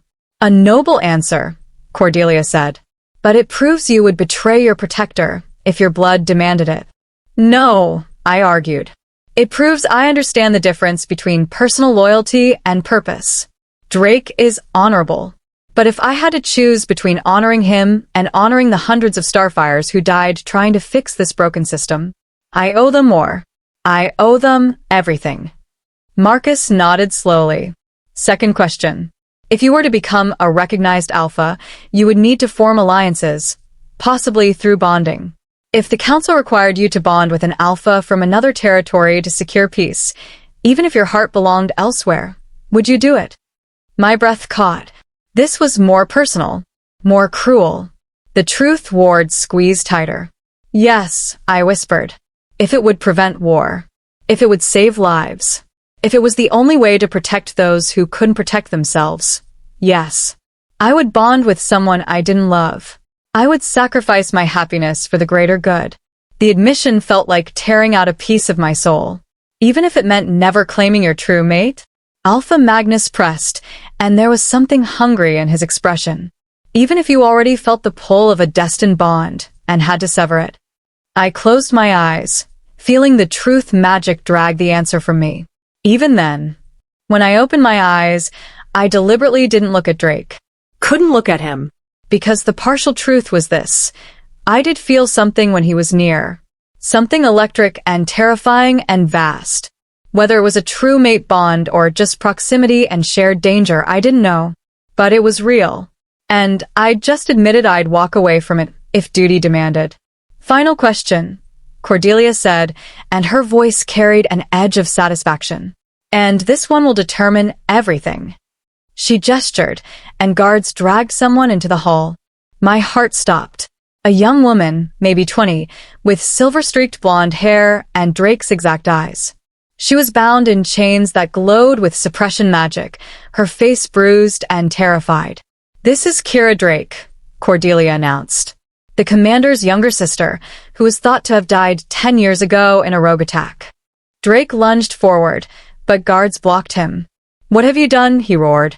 "She's been dead for a decade." "She's been imprisoned," Marcus interrupted coldly. "Hidden in the deepest cells of Shadowfen territory. We discovered her 5 years ago, barely alive, and kept her existence secret." "Why?" Drake's voice was raw with anguish and fury. "Insurance," Cordelia said simply. "In case we ever needed leverage against the commander of Crimson Peak." My mind reeled. They'd imprisoned an innocent woman as a hostage? Kept her hidden from her brother for years? "Here is your final question, Vera Starfire," Cordelia continued. "Kira Drake holds vital information about the night your family was slaughtered. She was there. She saw who ordered the attack. She knows which of us sitting on these thrones betrayed your bloodline." My pulse thundered in my ears. "We offer you a choice," Marcus said. "Swear absolute loyalty to the Council of Iron. Promise to never challenge our authority. Never seek revenge for your family. Never attempt to restore Starfire rule over the territories. Do this, and we release Kira. She returns to her brother, and you gain the information you seek. Learn who killed your parents. Or," I breathed, "or refuse. Maintain your independence. Keep your right to challenge us, to fight for your bloodline's legacy, to potentially overthrow the system we've built." Cordelia's smile was poisonous. "But Kira dies. Right here, right now. And you never learn the truth about your family's death." The truth ward pulsed, waiting for my answer. This was the trial. The impossible choice. Sacrifice my family's justice and my bloodline's future for one life. Or let an innocent woman die to preserve my ability to change the world. Drake was at the edge of the circle, being physically restrained by 4 guards. "Don't you dare," he growled at the Alphas. "This is beyond cruel. It's monstrous. She's just awakened. You're asking her to choose between personal mercy and political power," Garrick finished. "Yes." "That's what being an alpha means, Commander. Making choices that haunt you forever." I looked at Kira. She was crying, silent tears streaming down her face. She was innocent. A pawn in games she never chose. Then I looked at Drake. His silver eyes held so much pain it physically hurt to witness. And finally, I looked at the 5 Alphas. The ones who'd orchestrated this entire cruel spectacle. The ones who'd kept a woman in prison for years just to use her as leverage. The ones who'd murdered my family and expected me to bow. The truth ward demanded my answer. "I refuse both options," I said. The hall erupted in shouts. "That's not possible," Marcus started. "You set up a false choice," I interrupted, power building in my chest. "Just like the wisdom trial. You want me to believe I have to sacrifice either Kira's life or my bloodline's justice. But that's a lie." "The magic won't let you lie," Cordelia snapped. "I'm not lying. I'm rejecting your premise." I stepped forward, right to the edge of the trial circle. "You claim Kira has information about my family's murder." "Fine.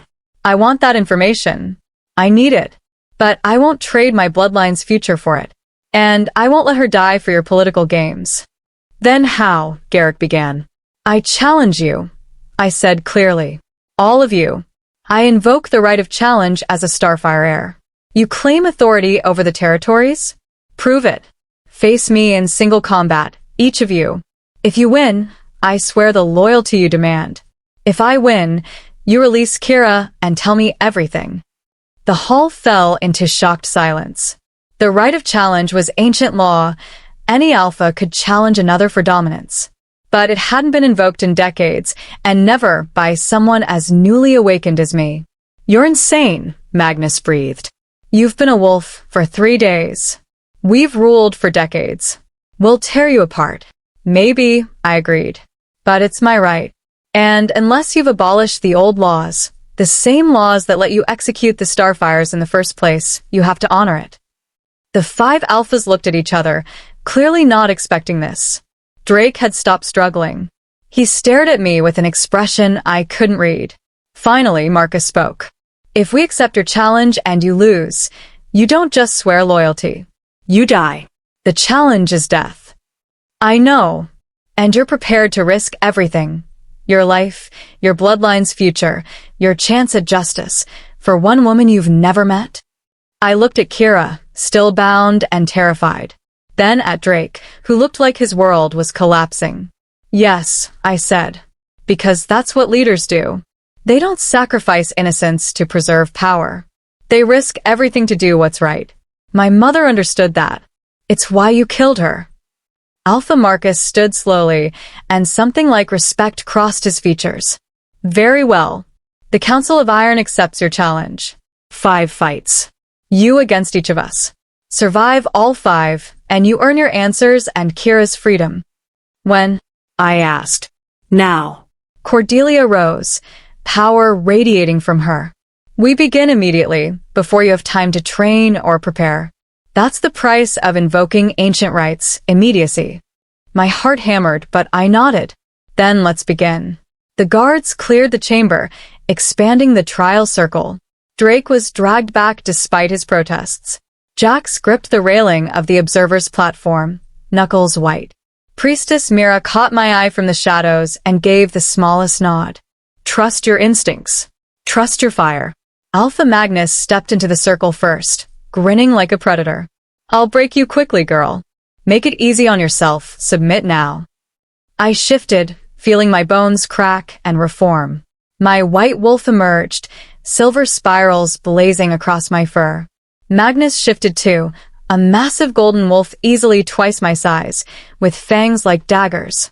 We circled each other. Then he lunged, and the real trial began. Vera has invoked the right of challenge, risking everything in 5 battles to the death. Can a newly awakened Starfire survive against alphas who've ruled for decades? And what secrets about her family's murder will be revealed if she succeeds? Continue to Chapter 8 to witness the battles that will determine her fate. Chapter 8, Fire and Blood.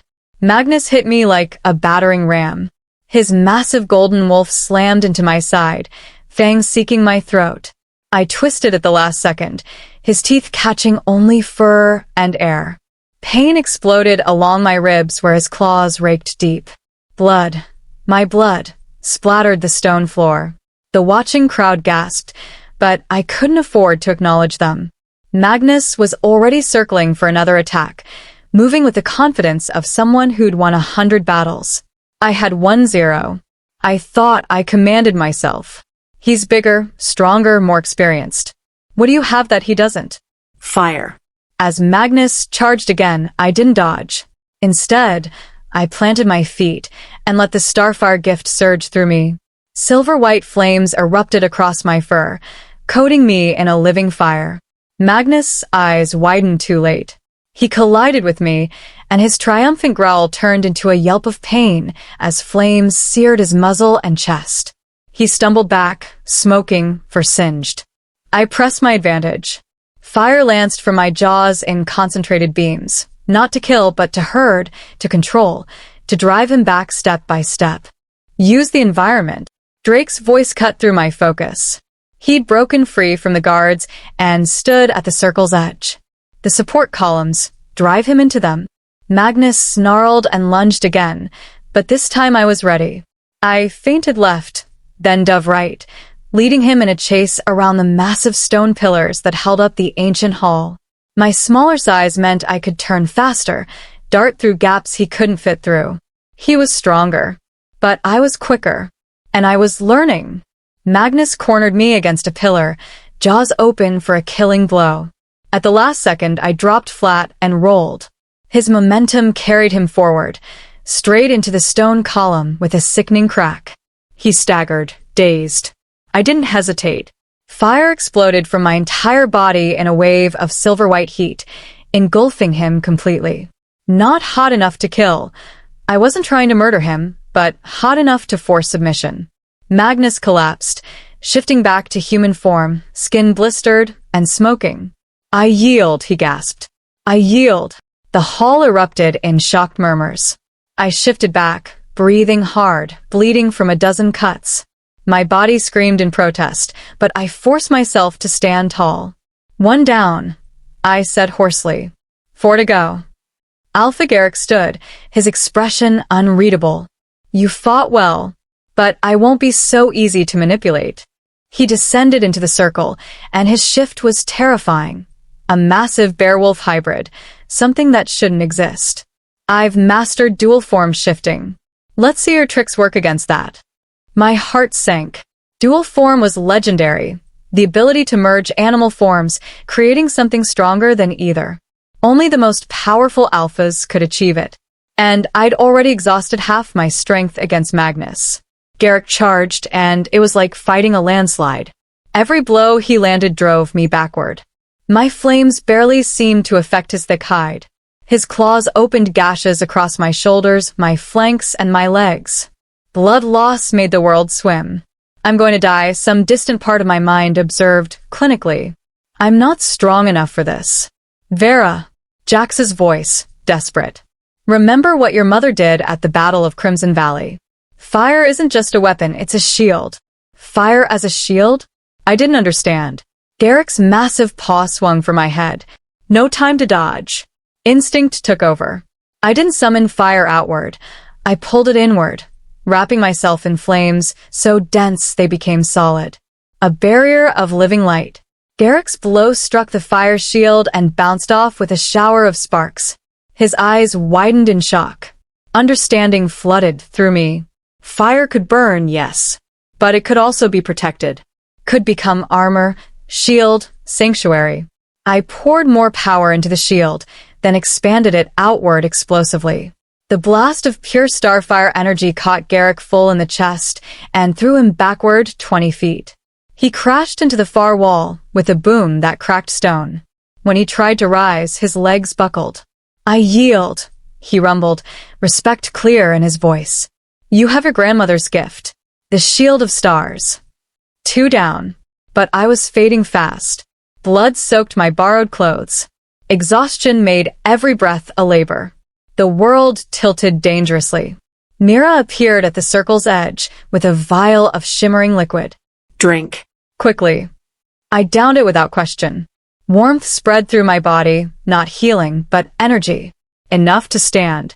Enough to fight. "That's cheating," Alpha Cordelia protested from her throne. "The challenge permits aid between rounds," Mira countered. "Check your own laws." Cordelia's expression turned venomous. "Fine. "Then allow me to demonstrate why I've ruled Shadowfen for 30 years. She stepped into the circle, and her shift was elegant and terrifying, a black wolf with eyes like midnight and shadows that moved independently of her body. Shadow magic. The counter to my fire.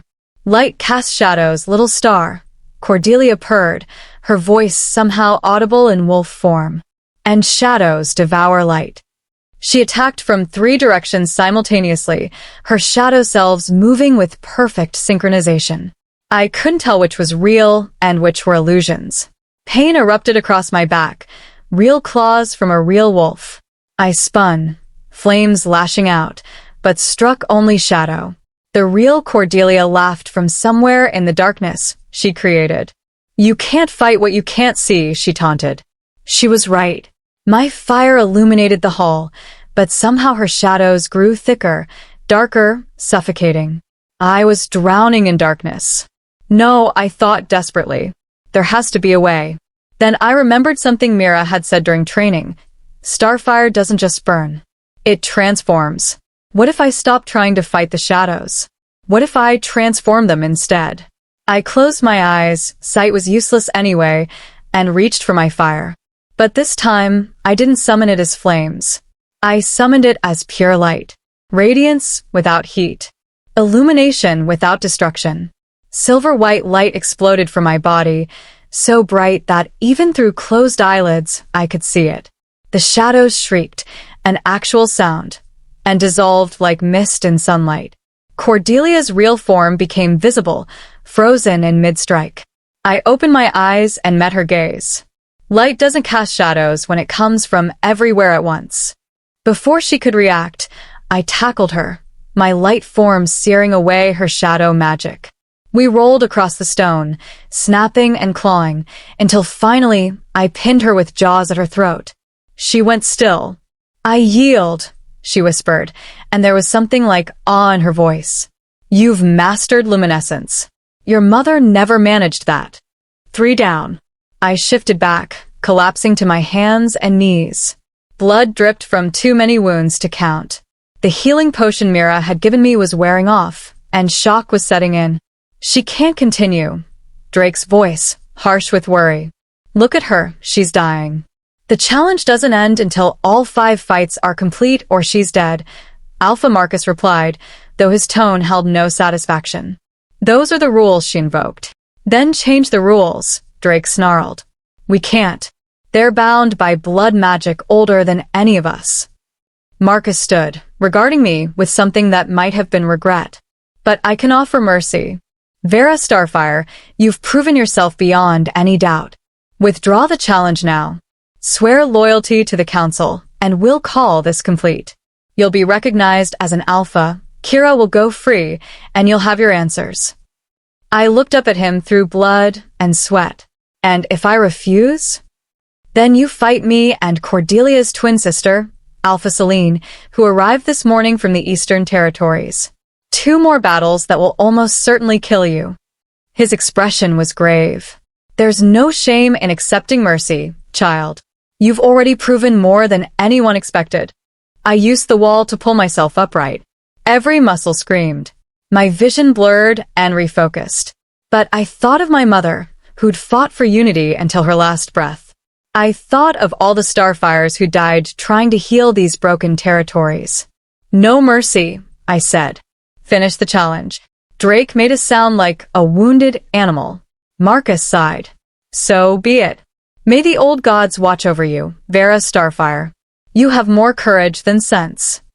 He stepped into the circle, and his shift was absolute power made manifest, a silver wolf larger than any I'd seen, with eyes that held centuries of wisdom and violence.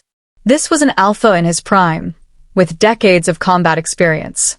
And I could barely stand. "I'll make it quick," Marcus promised. "You've earned that much." He lunged, and I knew I couldn't dodge. Couldn't shield. Couldn't do anything but accept the inevitable. Except, at the last possible second, another wolf burst into the circle. Black as midnight, powerful as thunder, with silver eyes blazing. Drake.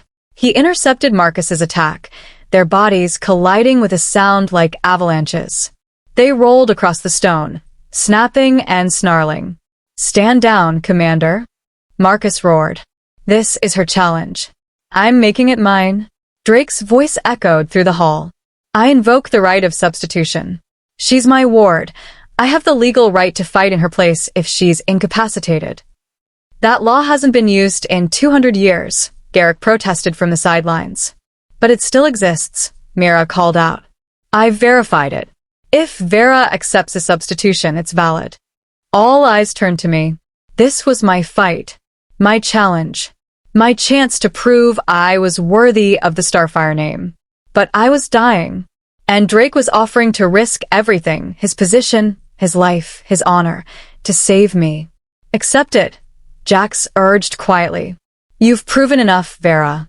Let him help." Pride warred with practicality. Then I looked at Drake, squared off against an alpha twice his age and experience, doing it willingly to protect me. "I accept," I whispered. The hall erupted in arguments and protests, but Myra's voice cut through them all. "The substitution is valid.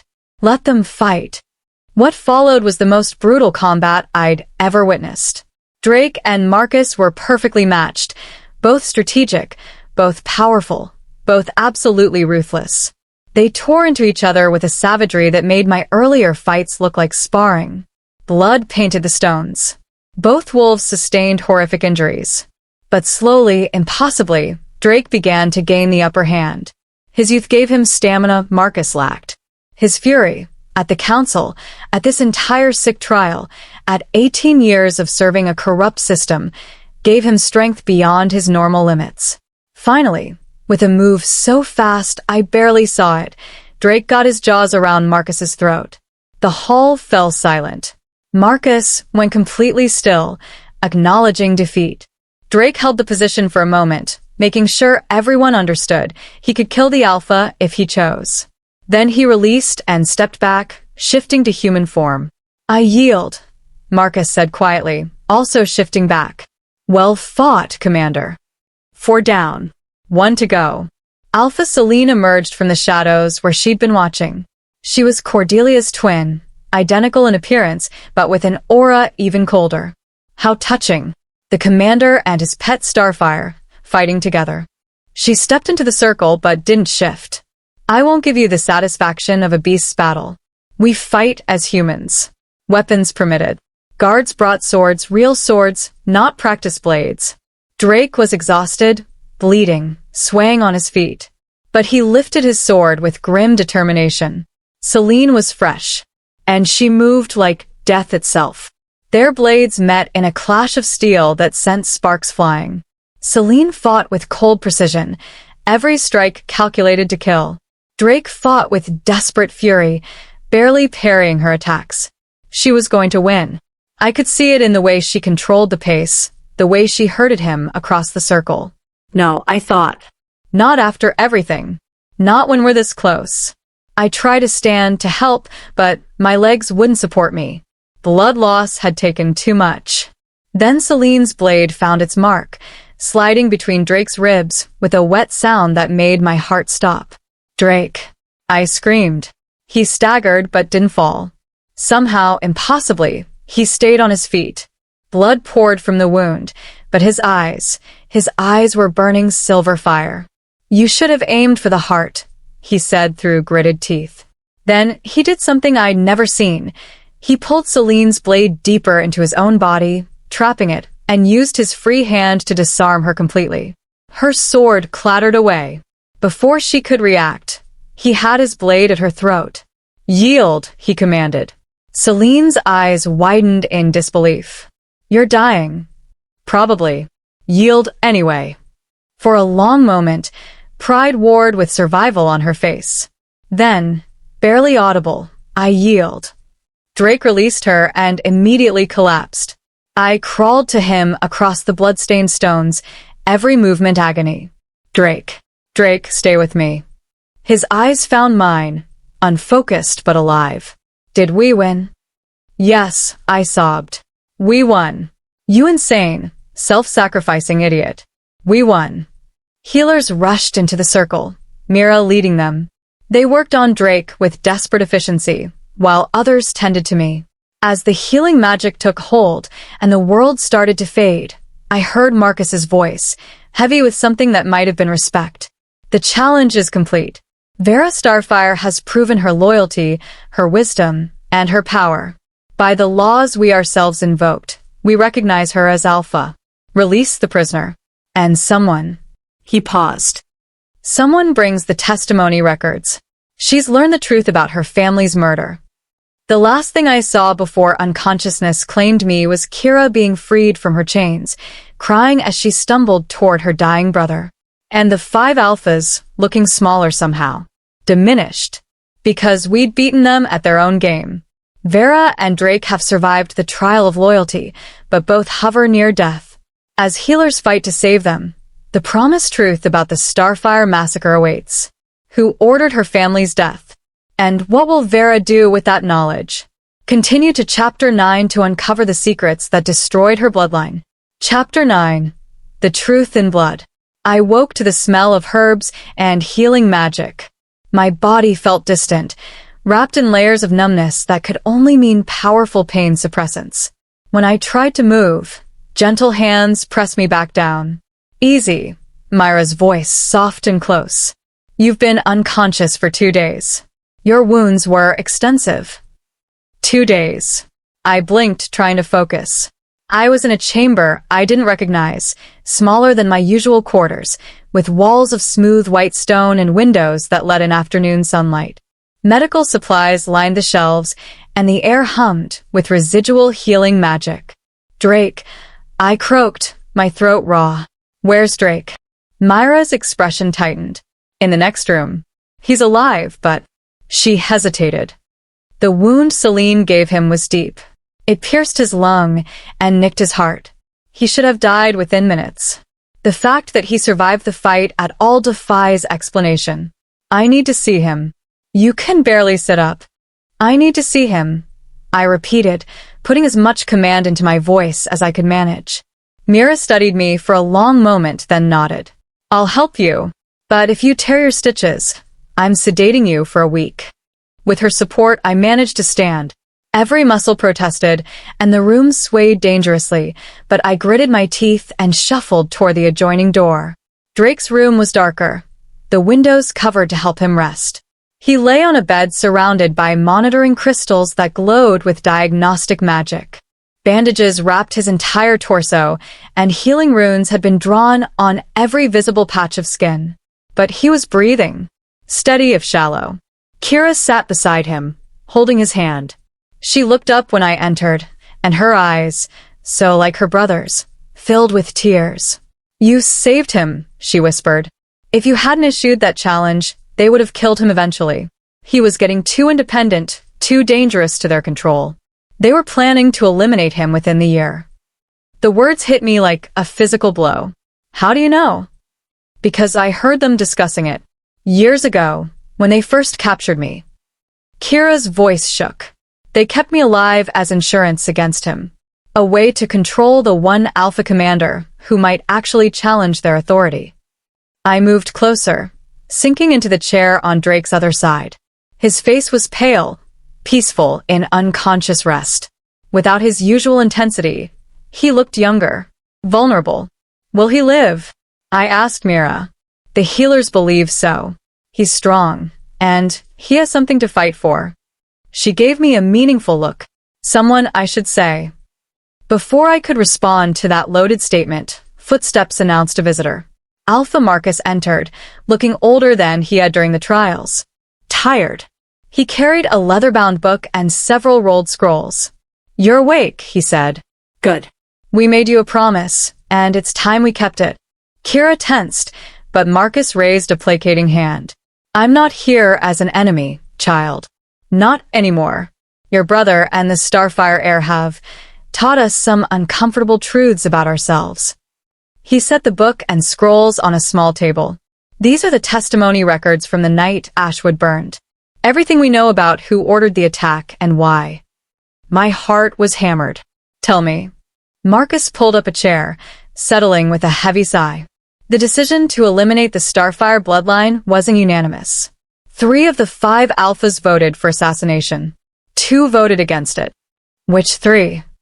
Cordelia of Shadowfen, Magnus of Stonecrest, and... He paused. My predecessor, Alpha Theron of Silver Hollow. I inherited the position when he died 5 years ago, but the blood is still on my territory's hands. And the 2 who voted against it? Garrick of Ironwood and Drake's father, Alpha Dominic of Crimson Peak. I stared at him. Drake's father tried to save my family? He argued passionately against the assassination. Said it was dishonorable, that your mother was offering alliance, not conquest. But he was overruled. Marcus's expression grew grim. When the vote passed, Dominic refused to participate.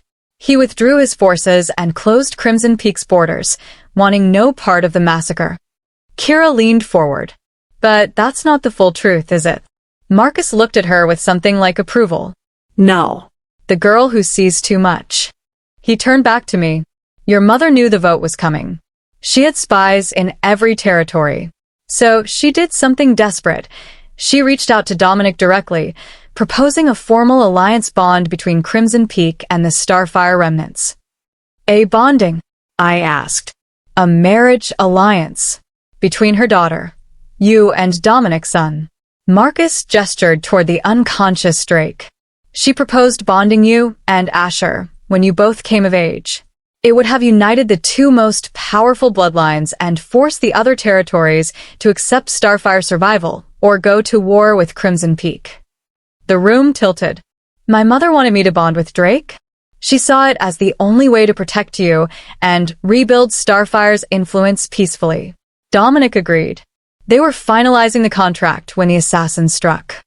Marcus's voice hardened. Cordelia discovered the plan and accelerated the timeline. She sent her elite death squad to Ashwood 3 nights early before Dominic could move forces to protect you. They burned everyone, I whispered, to prevent the alliance. Yes. And they would have killed you too, if not for Priestess Myra's seal. Marcus pulled out one of the scrolls, unrolling it to reveal a detailed assassination report. The squad leader's testimony states they found a young girl protected by dying wards. Mira appeared and begged them to leave the child, swearing she would seal away any Starfire power. They agreed, thinking a powerless orphan was no threat. Myra's hand found my shoulder, squeezing gently. Dominic was devastated, Marcus continued. He knew his inaction, his refusal to move forces without the formal alliance contract, had doomed your family. The guilt aided him for years. He made his son study everything about the Starfires, told him stories of your mother's honor and vision. He paused. I think he hoped that one day, somehow, you might resurface. That Asher might have a chance to fulfill the alliance his father had failed to secure. I looked at Drake's unconscious form, seeing him in a new light. All those years studying my bloodline. Not to destroy it, but to understand it. To prepare for a reunion his father had dreamed of. Does Drake know about the proposed bonding? I asked. Not until recently. Dominic told him on his deathbed 3 years ago. Made him promise to protect any Starfire descendants if they ever appeared. Marcus's expression grew wry. Of course, Dominic probably didn't expect you to appear as a mute servant girl in his son's own fortress. Despite everything, I almost laughed. The absurdity of it. Fate's twisted sense of humor. What happens now? Kira asked. The trials are complete. Vera is recognized as an alpha, but the territories that murdered her family still hold power. Marcus stood, rolling up the scrolls. Now we rebuild. The old system is broken. You've proven that by surviving our trials and exposing our cruelty. The 5 territories need to change, or they'll tear themselves apart. He looked at me. Your mother wanted unity, through alliance. Perhaps it's time we actually try her vision instead of murdering it. You want me to trust you? My voice was sharp. After everything? No. I want you to lead us.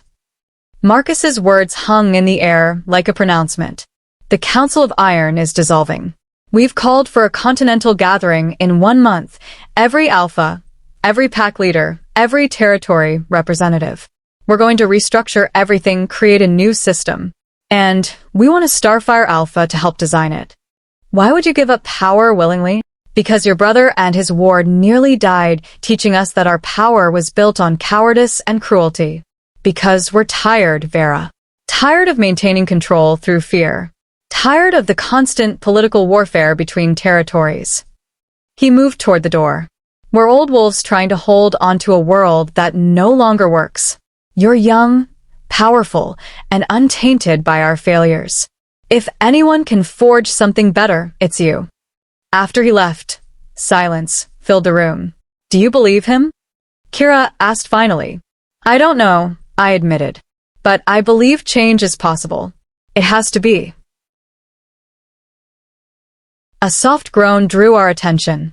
Drake's eyes fluttered open, unfocused and pain-glazed. Vera? I leaned closer, taking his hand. I'm here. You're safe. His fingers tightened around mine. Did we win? Yes. We won everything. His lips curved into the faintest smile. Good. Because dying would have been really anticlimactic. The attempt at humor ended in a wince of pain. Don't talk, I ordered. You nearly died. You need to rest. Bossy, he murmured. I like it. His silver eyes focused on me with difficulty. My father. Did Marcus tell you about my father? He told me about the alliance. About the bonding proposal. Drake's expression turned complicated. Regret, hope, uncertainty all warring across his features. I've known for 3 years. That's why He trailed off, too weak to continue. Why you what? Why couldn't I let them hurt you? Why I fought the council? Why I've been such an idiot? He took a shallow breath. About admitting that you're not just my ward, that you've never been just my responsibility. My heart was hammered. Drake, let me finish, before I pass out again. His eyes held mine. The mate bond isn't just about our parents' alliance. It's real. I've felt it since the day you shifted. Probably felt it before that, but didn't recognize it. Every time you're in danger, something in me goes feral. Every time you succeed, I feel pride like it's my own accomplishment. You're not just under my protection, Vera. You're your mate. I finished softly. If you'll have me. His voice was barely a whisper. I know I'm broken. I know I've done terrible things serving the council. I know I'm not worthy of a Starfire heir. But I pressed my fingers to his lips, silencing him. You risked everything for me. Fought 5 battles while dying. Defied every alpha in 5 territories because you believed in me. Tears burned my eyes. If that's not worthy, then nothing is. Is that a yes? That's a yes, you self-sacrificing idiot. He smiled, a real, genuine smile that transformed his entire face, and then his eyes drifted closed as exhaustion reclaimed him. Kira wiped her own tears. He's loved you since the moment you first spoke. That day you defied him and said, "Why protect me?" Something in him just shifted. I could see it even through my prison's scrying mirror. Prison mirror? I looked at her sharply. She nodded. They let me watch him sometimes. Torture, I think. Showing me my brother's life, while keeping me from reaching him. But I saw everything. Saw how he changed after you arrived. How he started questioning the council, pushing back against their cruelty. You remade him, Vera. Made him remember what honor actually means. Over the next few days, as both Drake and I healed, the fortress buzzed with change. The Council of Iron had officially announced its dissolution, shocking every territory. Calls went out for the Continental Gathering. Hundreds of alphas and pack leaders would descend on Crimson Peak in 3 weeks to redesign the entire governmental system. And somehow I was expected to help lead it. Mira visited daily, helping me regain my strength and teaching me more about Starfire gifts. Your mother could sense lies, she explained during one session. Could read intentions in people's auras. You'll need that ability at the gathering. Everyone will have an agenda. Jax remained my constant shadow, finally settling into his role as official guardian without the need for secrecy. He told me stories of my parents, small, precious memories that painted them as real people, not just martyred legends. Your mother had a terrible singing voice, he said one afternoon, making me laugh for the first time in days. She'd sing while working on alliance documents, completely off-key, driving everyone mad. But she was so happy doing it that nobody had the heart to stop her. These glimpses of who my parents had been, flawed, loving, determined, made their loss feel both more real and more bearable. Drake recovered faster than the healers predicted, driven by a stubborn refusal to remain bedridden while the world changed around him. A week after the trials, he was walking the halls, still bandaged but mobile. We spent hours together, sometimes talking, sometimes just existing in comfortable silence. The mate bond grew stronger daily. I could feel his emotions like echoes in my own chest, and he said the same about mine. It's strange, he admitted one evening as we watched the sunset from my balcony. I've lived 23 years convinced I'd never find my mate. That I was too damaged, too tainted by my service to the council. And then you appeared, covered in kitchen grease, and refusing to speak, and turned my entire world inside out. I wasn't trying to, I pointed out. I know. That's what made it so effective. He pulled me closer, his arms careful of my still healing wounds. What do you want, Vera? After the gathering, after we rebuild the territories, what do you want for yourself? I thought about it. A month ago, I would have said freedom, escape, a chance to disappear and never be noticed again. Now, I want to finish what my mother started, I said slowly. I want to build a system where people like me, the overlooked, the powerless, the silenced, actually matter. Where leadership is earned through character, not just strength. Where territories cooperate instead of compete. I looked up at him. Is that naive? Probably, he said honestly. But no more naive than thinking a servant girl could survive trials designed to kill her. You've got a history of achieving impossible things. I corrected. We achieved it. His smile was soft. 3 days before the gathering, an unexpected visitor arrived. Alpha Cordelia of Shadowfen requested a private audience. Given that she'd been one of the 3 who'd voted to massacre my family, I was tempted to refuse. But Drake counseled differently. Hear her out. She's cunning, but she's also pragmatic. If she's coming here personally, it means something. So I received her in the formal meeting chamber, with Drake at my side and Jax standing guard.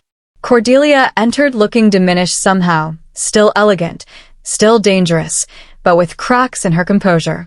She bowed, an acknowledgement of my alpha status.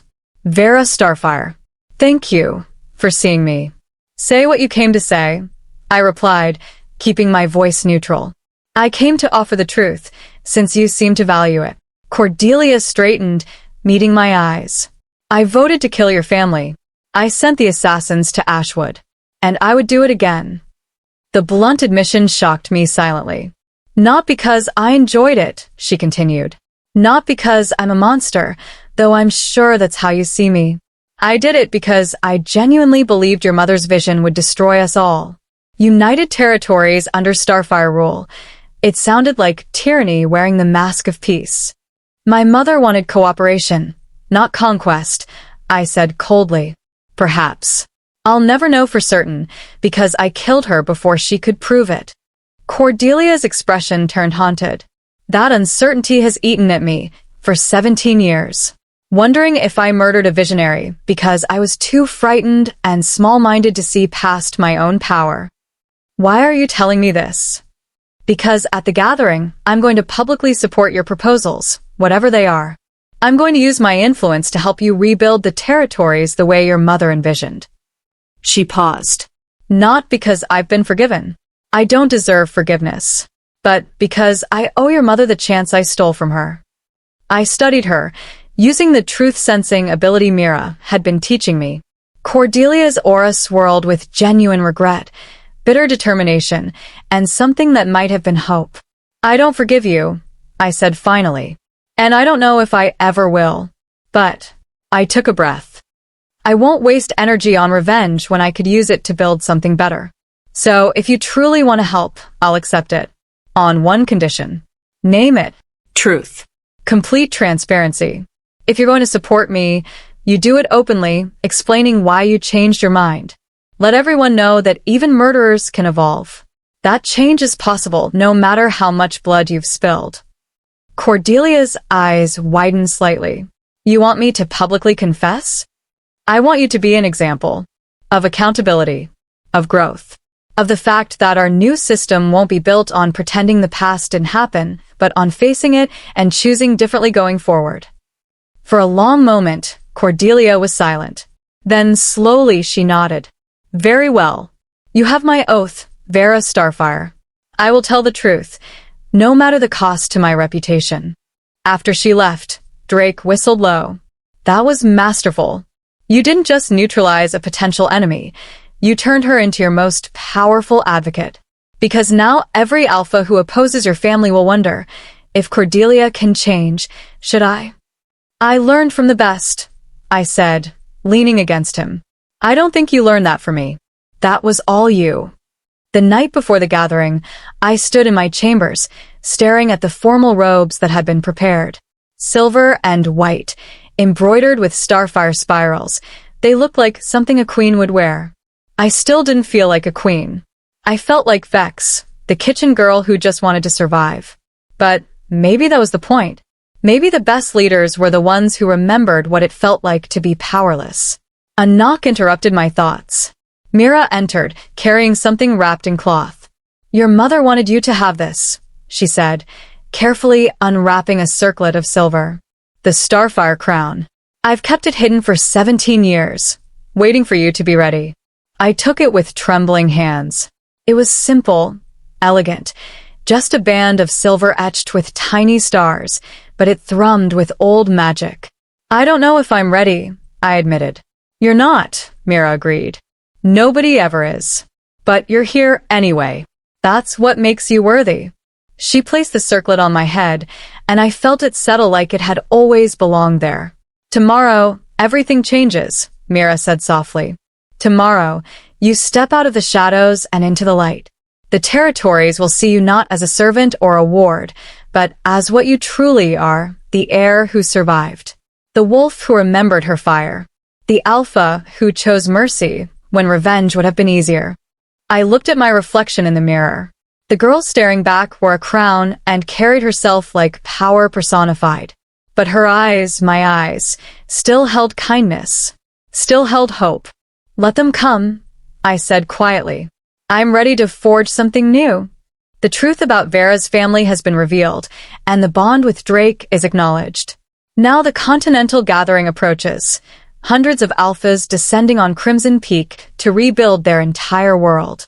Can Vera unite territories that have been enemies for centuries?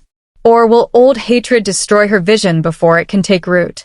Continue to Chapter 10 to witness the gathering that will reshape the shifter world.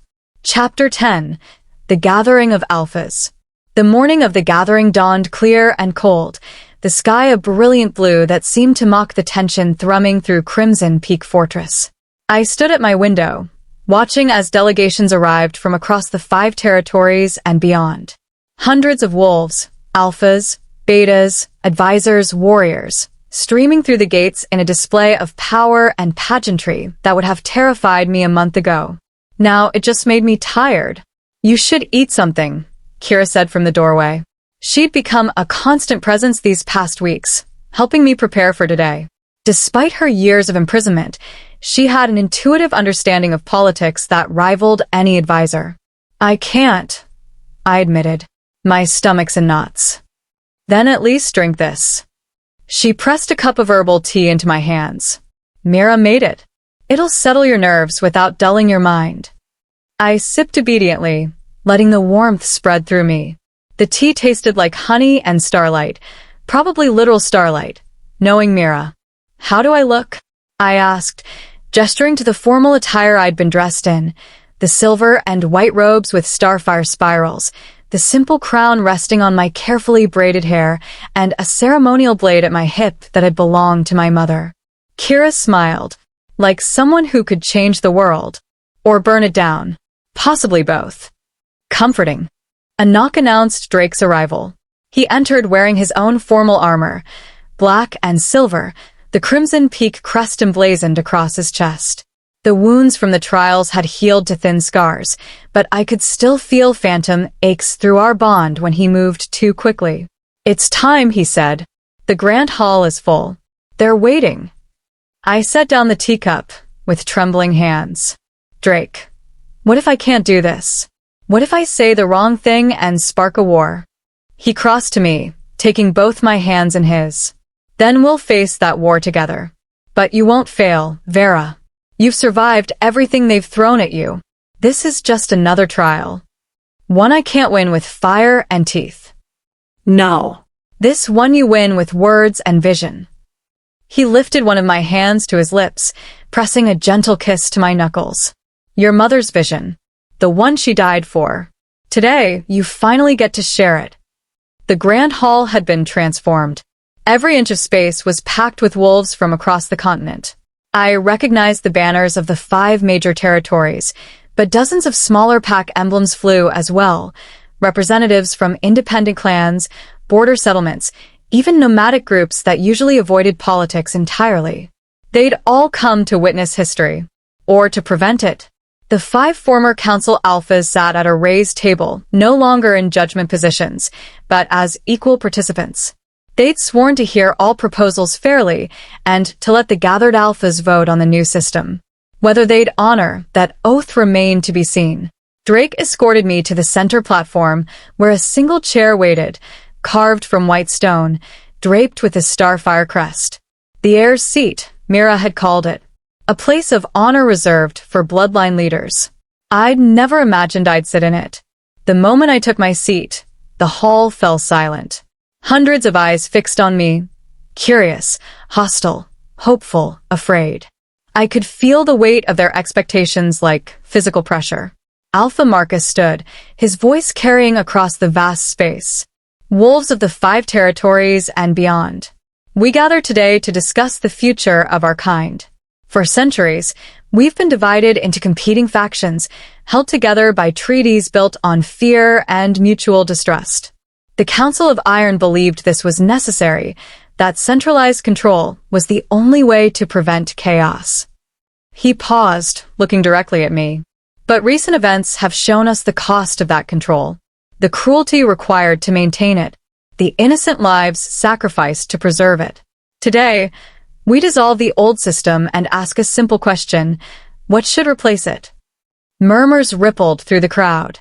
We begin, Marcus continued, by hearing from the one whose bloodline was destroyed to create our current order. Vera Starfire, last heir of the ancient line, has been asked to present a vision for unity. Many of you will disagree with her proposals. Some will find them dangerous. But she has earned the right to be heard. He sat, and suddenly all attention focused on me. I stood slowly, feeling every eye track my movement. The hall was so quiet I could hear my own heartbeat. Speak, I commanded myself. This is what you've been preparing for. This is what your mother died trying to achieve. My name is Vera Starfire. I began, my voice carrying with a power I didn't know I possessed. A month ago, I was a servant called Vex. Voiceless, powerless, invisible. I knew nothing of politics or territory disputes.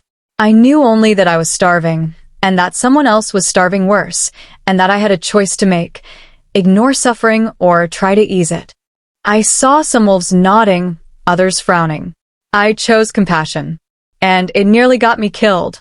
Because in our current system, compassion is a weakness. Mercy is foolishness. Caring for anyone outside your immediate pack is strategic suicide. I let my gaze sweep across the assembled alphas. My mother tried to change that. She believed the territories could cooperate instead of compete. That strength could be measured in more than just dominance and violence. That unity didn't require subjugation. And she died for that belief. A voice called from the crowd, a scarred alpha I didn't recognize, proving that pretty ideals don't survive contact with reality. She died because she was betrayed, I countered, by alphas who feared losing power more than they feared perpetuating suffering, by a system that punished vision and rewarded cruelty. I pointed to the former Council Alphas. They murdered my family and erased my bloodline. And you know what? They were so convinced they were right that they've spent 17 years proud of it. Shocked whispers erupted. Alpha Cordelia rose slowly. The girl speaks the truth. I gave the order to burn Ashwood.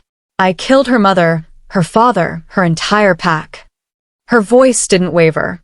I believed I was protecting the territories from tyranny. I was wrong. The hall exploded in noise, shouts of shock, anger, disbelief. I let it wash over me, waiting. Finally, Marcus called for silence. Let her continue. I don't tell you this for sympathy, I said once the hall quieted. I tell you this so you understand what we're really discussing today. Not just political structures or territory boundaries. We're discussing whether we want to keep building our world on graves and calling it necessary, or whether we're finally ready to try something different. An older female alpha stood. Her banner bore the mark of the Northern Ridge Pack. What alternative do you propose, Starfire Heir? Anarchy? Letting every pack do as they please until we're at war with each other? No. I propose accountability. I'd practiced this speech with Kira and Mira for weeks, but now the words came naturally. Instead of 5 alphas controlling everything from above, I propose a continental council, representatives from every territory, chosen by their packs rather than inheriting power. These representatives would propose laws, debate them publicly, and vote. No single alpha would have ultimate authority. That's chaos, Alpha Magnus interjected. You'd have 100 different voices, all arguing. Yes, I cut him off. I would. Because right now, we have 5 voices arguing, and they solve their disputes by assassinating each other's families. How is that better? Laughter, unexpected and slightly hysterical. rippled through the crowd. What about enforcement? Asked a beta from Ironwood territory. If packs disagree with council decisions, what stops them from ignoring the laws? Consequences, Drake said, standing to join me. His presence at my side steadied me. But not the kind we have now, where punishment is execution or exile. The new system would have gradual escalations, mediation first, then sanctions, then territorial restrictions. Violence becomes the last resort, not the first response. And who leads this council? Challenged a young alpha with a wolfhawk insignia. Someone has to break tie votes. Someone has to represent us to outside territories. You're describing leadership without naming a leader. I'd expected this question. I propose rotating leadership. Every 2 years, a different territory takes primary responsibility for administration and diplomacy. That way, no single bloodline accumulates too much power. No one becomes irreplaceable. Including the Starfire line? Cordelia asked, and there was genuine curiosity in her voice. Especially the Starfire line, I replied. My mother's vision wasn't about restoring my family's dominance. It was about creating a system where no family could dominate, where power was shared, checked, and accountable. A middle-aged alpha from a border territory stood.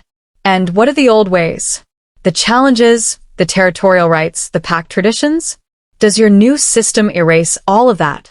No, I said firmly. Pack autonomy remains. Internal pack matters stay internal. But when packs interact, trade agreements, border disputes, inter-pack crimes, those fall under council jurisdiction. We're not trying to make every pack identical. We're just trying to make cooperation possible without one pack having to submit to another. For the next 3 hours, I fielded questions, challenges, and outright hostility. Some alphas embraced the vision immediately. Others fought every detail. Drake stood with me throughout, offering support when I needed it, but letting me lead. Jax watched from his position near the wall, hand on his sword, ready to defend if words turned to violence. Finally, as afternoon light streamed through the high windows, Marcus called for a recess. We'll reconvene tomorrow. Tonight, let every pack discuss among themselves. Consider whether this vision serves your interests better than the current system. And remember, we've all seen what the old way costs. Perhaps it's time to find out what a new way might achieve. As the hall emptied, I sagged against Drake, exhaustion hitting me like a physical weight. You are magnificent, he murmured into my hair. I was terrified. That too. But you didn't let it stop you. He pulled back to look at me. Half the alphas in that room are reconsidering everything they thought they knew about power. That's not nothing, Vera. But will they actually vote for change? Or will they cling to the familiar, even if it's broken? I don't know, Drake admitted. But you gave them something they haven't had in centuries, an alternative worth considering. That evening, delegations began seeking private audiences. Some wanted clarification on proposals. Others wanted to negotiate their pack's position in the new system. And a few came with thinly veiled threats. I met with them all, Drake at my side, Kira taking notes, Jax standing guard. An alpha from the southern marshlands, a woman named Thea with cunning eyes, presented an unexpected offer. My pack has remained neutral in territory politics for generations. But if you establish this council, we want a seat at the table. In exchange, we offer something valuable. What? I asked warily. Proof. She produced a sealed document. Proof that your bloodline wasn't eliminated because of tyranny fears. It was eliminated because Starfire Alphas had discovered something about the continental magic, something the old families wanted buried. My heart skipped. What kind of something? That's what I'm offering to tell you. In exchange for a guaranteed council seat and protection if the old guard comes after us for revealing their secrets. I looked at Drake. He nodded slightly. Agreed, I said. You have my word. Now tell me. Thea leaned forward, voice dropping. Your great-grandmother discovered that the 5 territories weren't always separate. They were artificially divided by a ritual performed 3 centuries ago, a spell that split one unified land into 5 pieces to prevent any single alpha from controlling too much power. But the spell is degrading. Within 50 years, The territorial boundaries will collapse entirely. The lands will reunify whether we want them to or not. The room spun. And the Council of Iron knew this? Some did. Others suspected. But they all knew that when reunification happens, whoever has legitimate claim to the old unified territory gains immeasurable power. Your bloodline has that claim. That's why they really killed your family, not to prevent tyranny, but to prevent you from reclaiming what was always yours. After Thea left, I could barely breathe. Is this real? Could she be lying? Mira, who'd been listening from the shadows, stepped forward. It's real. Your mother discovered the same thing shortly before she died. She was going to use it as leverage to force cooperation, prove that fighting over territories was pointless, since they'd merge anyway. But someone discovered her knowledge and killed her before she could reveal it. Who? I don't know. But whoever it was, they're probably in that hall right now, terrified that you've learned the truth. Drake's expression was grim. This changes everything. If the Alphas know unification is inevitable, some will fight harder to establish dominance before it happens, I finished. And others will realize cooperation is the only logical path. Which will win? Kira asked. I looked out the window at the fortress filled with visiting Alphas, each with their own agenda, their own fears, their own dreams of power. That, I said quietly, is what we're about to find out. The next morning, before the hall reconvened, a servant brought a message. Anonymous, written in elegant script on expensive paper. You're playing a game whose rules you don't understand. The territories must remain divided. Some truths are too dangerous to resurrect. Withdraw your proposals, or accidents will happen to those you care about. This is your only warning. I showed it to Drake, who immediately called for increased security. But the message had achieved its purpose, reminding me that for every Alpha who wanted change, there was another who'd kill to prevent it. As I walked toward the Grand Hall for the second day of debate, Jax fell into step beside me. Your mother received threats too, he said quietly. Every day. She burned them and kept fighting. Did that make her brave or foolish? Both. And that's why we loved her. He placed a hand on my shoulder. Don't let fear make you smaller, Vera. You're meant for this. I entered the hall wearing my mother's blade and my own fire, ready to finish what she'd started. No matter the cost. Vera has presented her vision for unity, but dark secrets about territorial magic and deadly threats complicate everything. As the gathering continues, alliances will form and enemies will reveal themselves. Can she navigate the treacherous politics of Alpha power? Or will history repeat itself? Continue to Chapter 11 to witness the vote that will determine the future of all shifter territories. Chapter 11. Blood and Choice.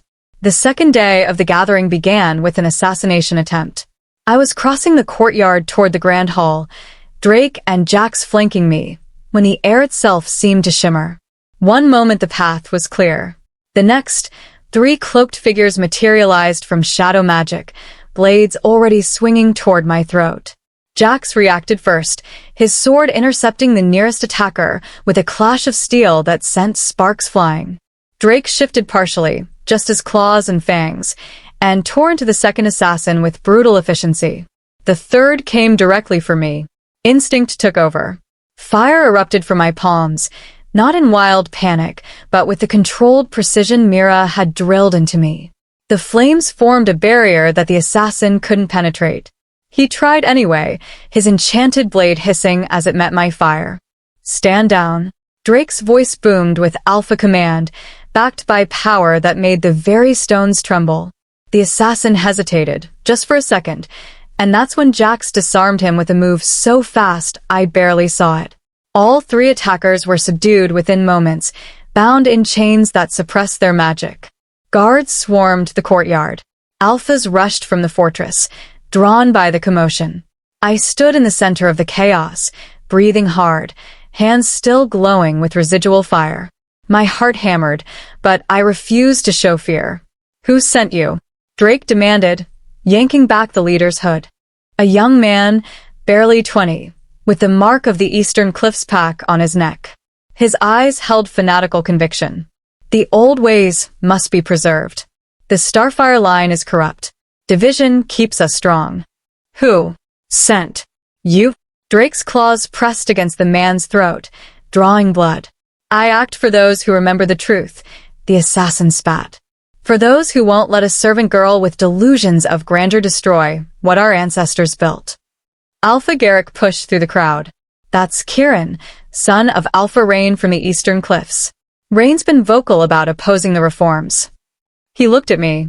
This is retaliation for yesterday's proposals. Or a warning, I said, finding my voice. Meant to scare me into silence. Did it work? Asked a female alpha from the crowd, Thea from the southern marshlands, who'd given me information about the territorial magic. I met her eyes, then slowly surveyed the gathered alphas. Some looked concerned. Others looked calculating. A few, like Alpha Rain, who stood at the back with a carefully neutral expression, looked satisfied. No, I said clearly. It didn't work. If anything, it proves exactly why we need change.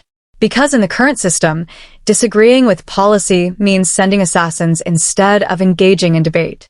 Murmurs of agreement rippled through some sections of the crowd. But not all. Take them to the cells, Drake ordered. They'll face judgment after the gathering concludes. As guards dragged the assassins away, Alpha Marcus stepped forward. Perhaps we should postpone today's session. Give everyone time to— No, I interrupted. We proceed as planned. I won't let fear dictate our timeline. Marcus studied me for a long moment, then nodded. Very well. The session begins in 1 hour. Drake pulled me aside as the crowd dispersed. That was reckless.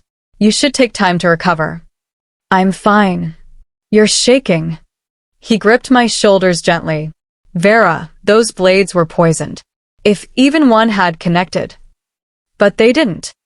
I placed my hands over his. Drake, if I show weakness now, if I let this scare me into hiding, we lose. Every alpha who wants the old system preserved will see it as validation. We'll send more assassins, more threats, until I'm too terrified to challenge them. Or dead, he said bluntly. Then I'll be dead trying to fix things rather than alive watching them stay broken. I softened my voice. I need you to trust me. Trust that I know what I'm doing. He searched my face, and through our bond one felt his war, the instinct to protect me warring with respect for my autonomy.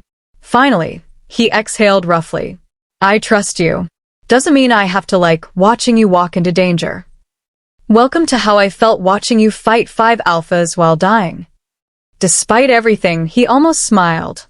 Fair point. The Grand Hall was even more packed than yesterday, word of the assassination attempt drawing every curious wolf in the fortress. The atmosphere crackled with tension, anticipation, fear, excitement all mixed together. I took my seat in the heir's chair, very aware of the eyes tracking my every movement, looking for weakness, for hesitation, for any sign the attack had rattled me. I gave them a stone. Before we resumed debate, I began without preamble. Let's address what just happened. 3 assassins tried to kill me in broad daylight because they disagreed with proposals for reform. This is what the current system produces, a world where political disagreement is solved with blades instead of words. Alpha Rain stood slowly. You accuse me of sending those assassins? I accuse a system that makes assassination a viable political tool, I replied evenly. Whether you personally ordered it or just created an environment where young wolves believe murder is acceptable resistance, that's for investigation to determine. But the fact that it happened at all proves my point. Or proves you're a catalyst for chaos, Rain countered. You've been awakened for a month. Yet already, the territories are in upheaval. Perhaps the chaos isn't because of our system. Perhaps it's because of you. The hall erupted in arguments, some supporting Rain, others condemning him. I let it rage for a moment, then stood. Fire flickered to life in my hands, not threatening, just present. Visible, a reminder of what I was. The hall quieted. You're right, I said to Rain. I am a catalyst. I'm forcing conversations you've avoided for centuries. I'm dragging secrets into light that you wanted buried. I'm making you confront the blood your power is built on. I let the fire grow brighter. If that's chaos to you, then yes, I'm chaos incarnate. But some systems need to burn before something better can grow. Careful, girl, Rain warned. That sounds like a threat. It's not a threat. It's a promise. I dismiss the flames. Today we vote. Not on whether I personally deserve power. I don't want soul power. We vote on whether to establish the Continental Council, whether to distribute authority instead of concentrating it, whether to try cooperation instead of enforced submission. And if the vote fails, asked a neutral alpha from the Western Valleys. Then I'll respect it. I said and meant it. I'll return to Crimson Peak under Drake's protection and live quietly. I won't start a war to force my vision, because that would make me exactly what you fear, a tyrant who believes her way is the only way. This seemed to surprise several alphas. I saw calculations happening behind their eyes. However, I continued, before you vote, there's something you should know. Something the old council kept hidden. I gestured to Thea, who stepped forward with the documents she'd shown me. The territorial divisions aren't natural, I announced. They were created by a spell performed 300 years ago, designed to prevent any single alpha from controlling too much power. But that spell is degrading. Within 50 years, maybe less, the territories will reunify whether we choose it or not. Chaos erupted. Alphas shouted questions, demanded proof, and accused me of lies. But Thea stood firm, presenting her evidence. Ancient texts, magical surveys, testimony from elder seers who'd kept the secret for generations. My great-grandmother discovered this, I said once the initial uproar subsided. She was going to reveal it, to prove that fighting over territories was pointless since they'd merge eventually. Instead, she was murdered. My entire bloodline was eliminated to keep this secret buried. Alpha Cordelia rose, face pale. You're saying we killed the Starfires to prevent them from exposing the temporal reunification? Some of you did. I confirmed. Others genuinely believed the propaganda about tyranny. But someone on the old council knew the truth and decided murder was preferable to facing it. All eyes turned to the 5 former council alphas. Marcus spoke first, voice heavy. I inherited my position 5 years ago. If my predecessor knew this, he wouldn't have told me. Garrick shook his head. I was newly appointed when the Starfire Purge happened. I voted against it, but I didn't know about the territorial magic. Magnus and Cordelia exchanged glances. Finally, Cordelia spoke. I knew. Not the full scope, but I knew the Starfires had discovered something about the territorial boundaries. I was told that revealing it would destabilize everything, cause panic, potentially lead to wars as alphas tried to position themselves for the reunification. I believed eliminating the Starfires would preserve stability. Who told you? Drake demanded. Alpha Dominic, Cordelia said quietly. Your father. The words hit Drake like a physical blow. I felt a shock and betrayal through our bond. That's impossible, Drake said, but his voice lacked conviction. My father opposed the assassination. He tried to protect the Starfires. He did, Cordelia agreed. But before that, he was the one who discovered the degrading spell. He brought the information to the council. He's the one who argued we needed to eliminate anyone who might use the reunification for personal gain. Then, when we voted to act on his intelligence, he developed a conscience and tried to stop it. She looked at Drake with something like pity. Your father wasn't a hero, Commander. He was a coward who triggered a massacre and then pretended to oppose it to ease his guilt. Drake stood frozen, face drained of color. The revelation was destroying something fundamental in him. His entire understanding of his father's legacy, his own motivations, his role in this mess. I rose and went to him, taking his hand. Through our bond, I poured every ounce of support and solidarity I could manage. My father. Drake's voice was barely audible. Everything he taught me about honoring the Starfires, about protecting Vera, if she ever appeared. It was guilt. Just guilt. Or atonement, I said softly. He made a terrible mistake and spent the rest of his life trying to fix it. That doesn't erase what he did, but it means something. Drake's silver eyes met mine, raw with pain. How can you defend him? He's the reason your family died. Because holding on to hate won't bring them back. And because you're not your father. His mistakes don't define you. I squeezed his hand. You've proven that 100 times over. The hall had gone silent, every wolf watching this intimate moment play out in public. Finally, Drake straightened, composure settling back into place. The past is revealed. My father's crimes are known. But that doesn't change the question before us today. What do we do with this knowledge? How do we prepare for reunification? We vote on the Continental Council, I said, addressing the hall again. We establish a system that can adapt when the territories merge. We create cooperation now, while we still have time to do it peacefully. Or we fight over dying borders until nature forces reunification and we're caught unprepared. Alpha Magnus stood. I vote yes. The old system is broken, and I'm tired of pretending otherwise. One by one, Alphas began declaring their positions. Some voted yes immediately. Others asked final questions before committing. A few, like Rain, voted no firmly, convinced the old ways were superior. The count stretched over an hour as every Alpha present cast their decision. Finally, Marcus tallied the results. Of the 147 Alphas present, 93 voted yes. The Continental Council is established. The hall erupted in cheers and protests in equal measure. I'd won. By less than I'd hoped, but enough to matter.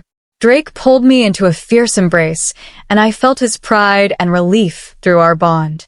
Jax was grinning from his position against the wall. Kira wiped away tears from the observers' gallery. But the celebration was short-lived. Alpha Rain's voice cut through the noise. The vote is recorded.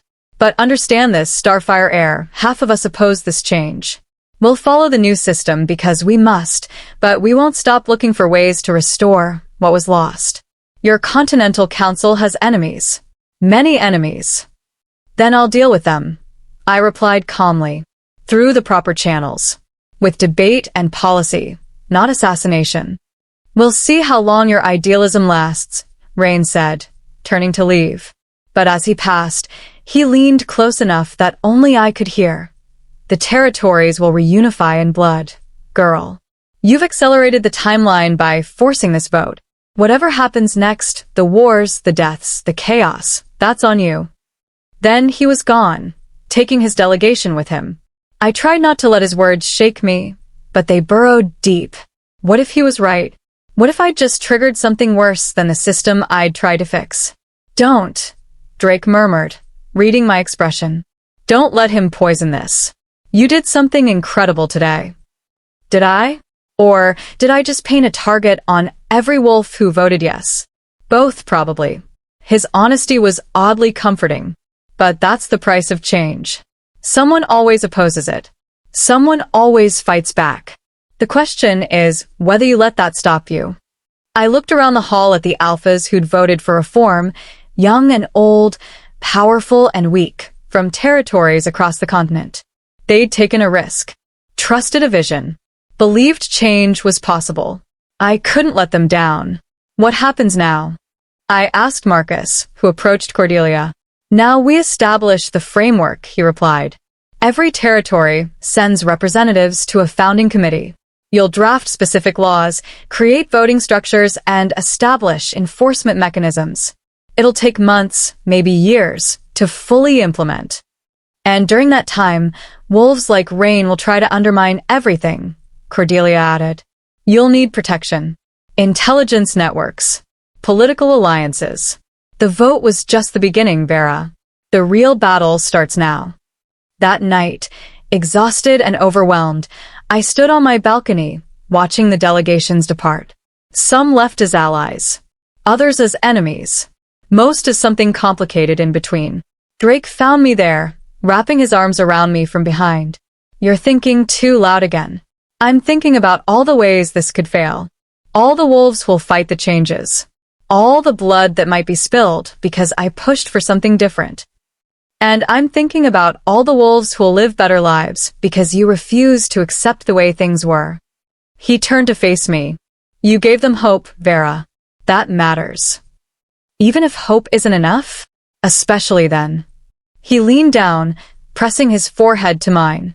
We'll figure this out. Together. That's what mates do. The word still sent a thrill through me. Mates. Unless you've changed your mind? His tone was teasing, but I caught the genuine uncertainty underneath. Never, I said firmly, pulling him into a kiss that chased away doubt and fear and everything except the certainty of this, of us. When we finally broke apart, Drake smiled. You know, for someone who couldn't speak a month ago, you've become remarkably good at making declarations. I'm making up for lost time. Then declare something else. I looked into his silver eyes and saw my entire future reflected there, complicated, dangerous, but worth fighting for. I declare that we're going to make this work, I said. The Continental Council, the territorial reunification, all of it. We're going to prove that cooperation is possible. That leadership doesn't require cruelty. That my mother's vision wasn't naive. It was necessary. That's a tall order. Good thing I don't do anything small. He laughed, and the sound chased away the last of the day's shadows. Below, in the fortress courtyard, I saw Mira speaking with several elder priestesses. Planning something. Scheming in the way only seers could. Tomorrow will bring new challenges. New enemies. New impossible situations. But tonight, I had this Drake's arms around me, the Continental Council established, and proof that change, no matter how difficult, was possible. My mother had dreamed of unity. I was going to build it, one impossible day at a time. The Continental Council is established, but enemies are gathering. As Vera begins the monumental task of restructuring the territories, dark forces move in the shadows. Can she navigate the treacherous politics ahead? And what price will she pay for challenging centuries of tradition? Continue to Chapter 12 to witness the first tests of the new order. Chapter 12. The Price of Progress. 3 months after the gathering, the Continental Council held its first official session. The council chamber had been built specifically for this purpose, a circular room with no head table, just a ring of seats where representatives from every territory sat as equals. Windows carved high in the stone walls let in streams of light that painted the floor in patterns that shifted throughout the day. It was beautiful, symbolic, everything my mother had envisioned, and it was already falling apart. Absolute insanity. Alpha Rain's voice echoed off the marble. You're asking us to share hunting grounds that have belonged to Eastern Cliffs for generations. Because Western Valley is experiencing a drought, counter Representative Misha, a young wolf from the affected territory. Their prey populations have collapsed. It's temporary resource sharing, not permanent seizure. Today it's hunting grounds, Rain shot back. Tomorrow it's territory. This is exactly what we warned would happen, the strong being forced to subsidize the weak.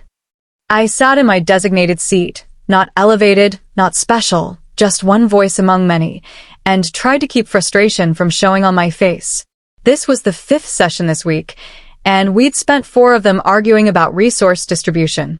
Drake, representing Crimson Peak, spoke with measured calm. The entire point of the Continental Council is mutual support. When one territory struggles, others help. Because next time, it might be your territory facing a crisis. Empty philosophy, Rain sneered. In the real world, packs survive or die based on their own strength. Coddling the weak doesn't help them.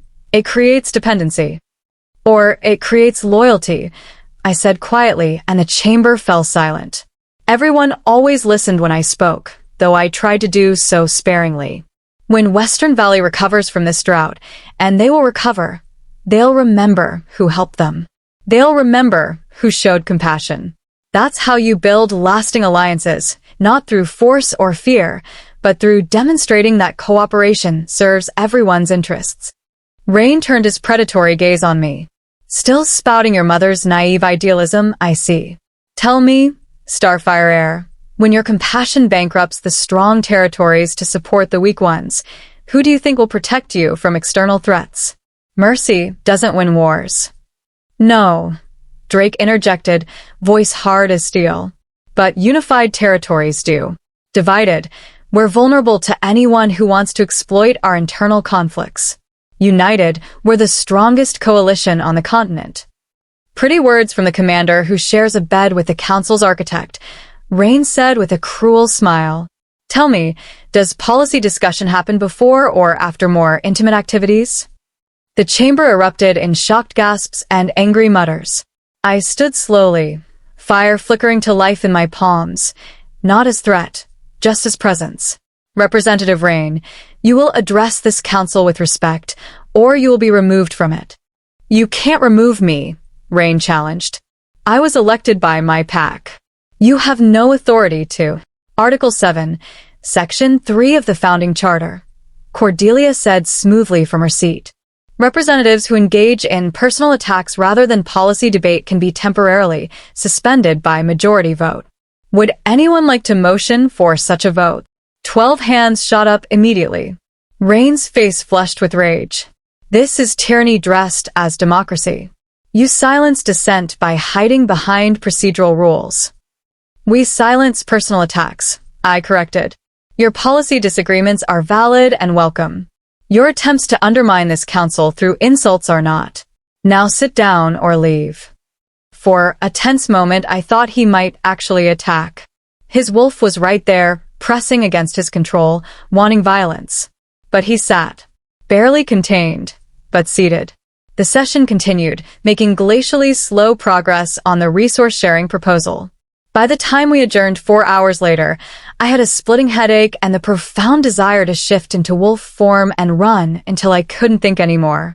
Instead, I had a meeting with the enforcement committee. The reports are getting worse, Captain Vale said, spreading documents across the conference table. Vale was a no-nonsense warrior from Ironwood territory who'd been appointed to oversee continental security. Pack raids have increased 30% since the council formed. Rogues are emboldened, thinking the transition period means reduced oversight. And we've intercepted 3 more assassination plots against council representatives. My stomach churned. 3? 2 targeting you specifically. 1 aimed at Cordelia. Vale pointed to names on a list. We've traced the funding back to several anti-council factions operating in border territories. They're organized, well-funded, and growing. Drake's expression turned grim. How well-funded? Enough to hire mercenary packs. Enough to bribe local officials to look the other way. Enough to suggest someone with significant resources is bankrolling the resistance. Rain, I said immediately. Probably, Vale agreed. But we can't prove it. He's too careful. Keeps his own claws clean while others do the dirty work. Then we need to make resistance more costly than cooperation, Drake suggested. Increase patrols in unstable regions. Offer incentives to packs that embrace the new system.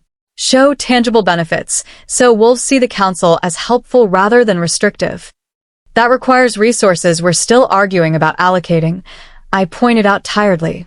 Half the council thinks we should focus on internal stability before external enforcement. The other half thinks enforcement is how we achieve stability. Both sides have valid points, Vale said. Which is why you need to make a decision. As the Starfire representative and the council's de facto leader. I'm not the leader, I interrupted. We rotate leadership every 2 years. That was the whole point. On paper, yes. In reality. Vale gestured around the room. You're the one everyone looks to when things get complicated. You're the vision behind this entire structure. Like it or not, you're leading Vera. The question is whether you'll own that role or keep pretending you're just another representative. The words hit harder than they should have. Because Vale was right.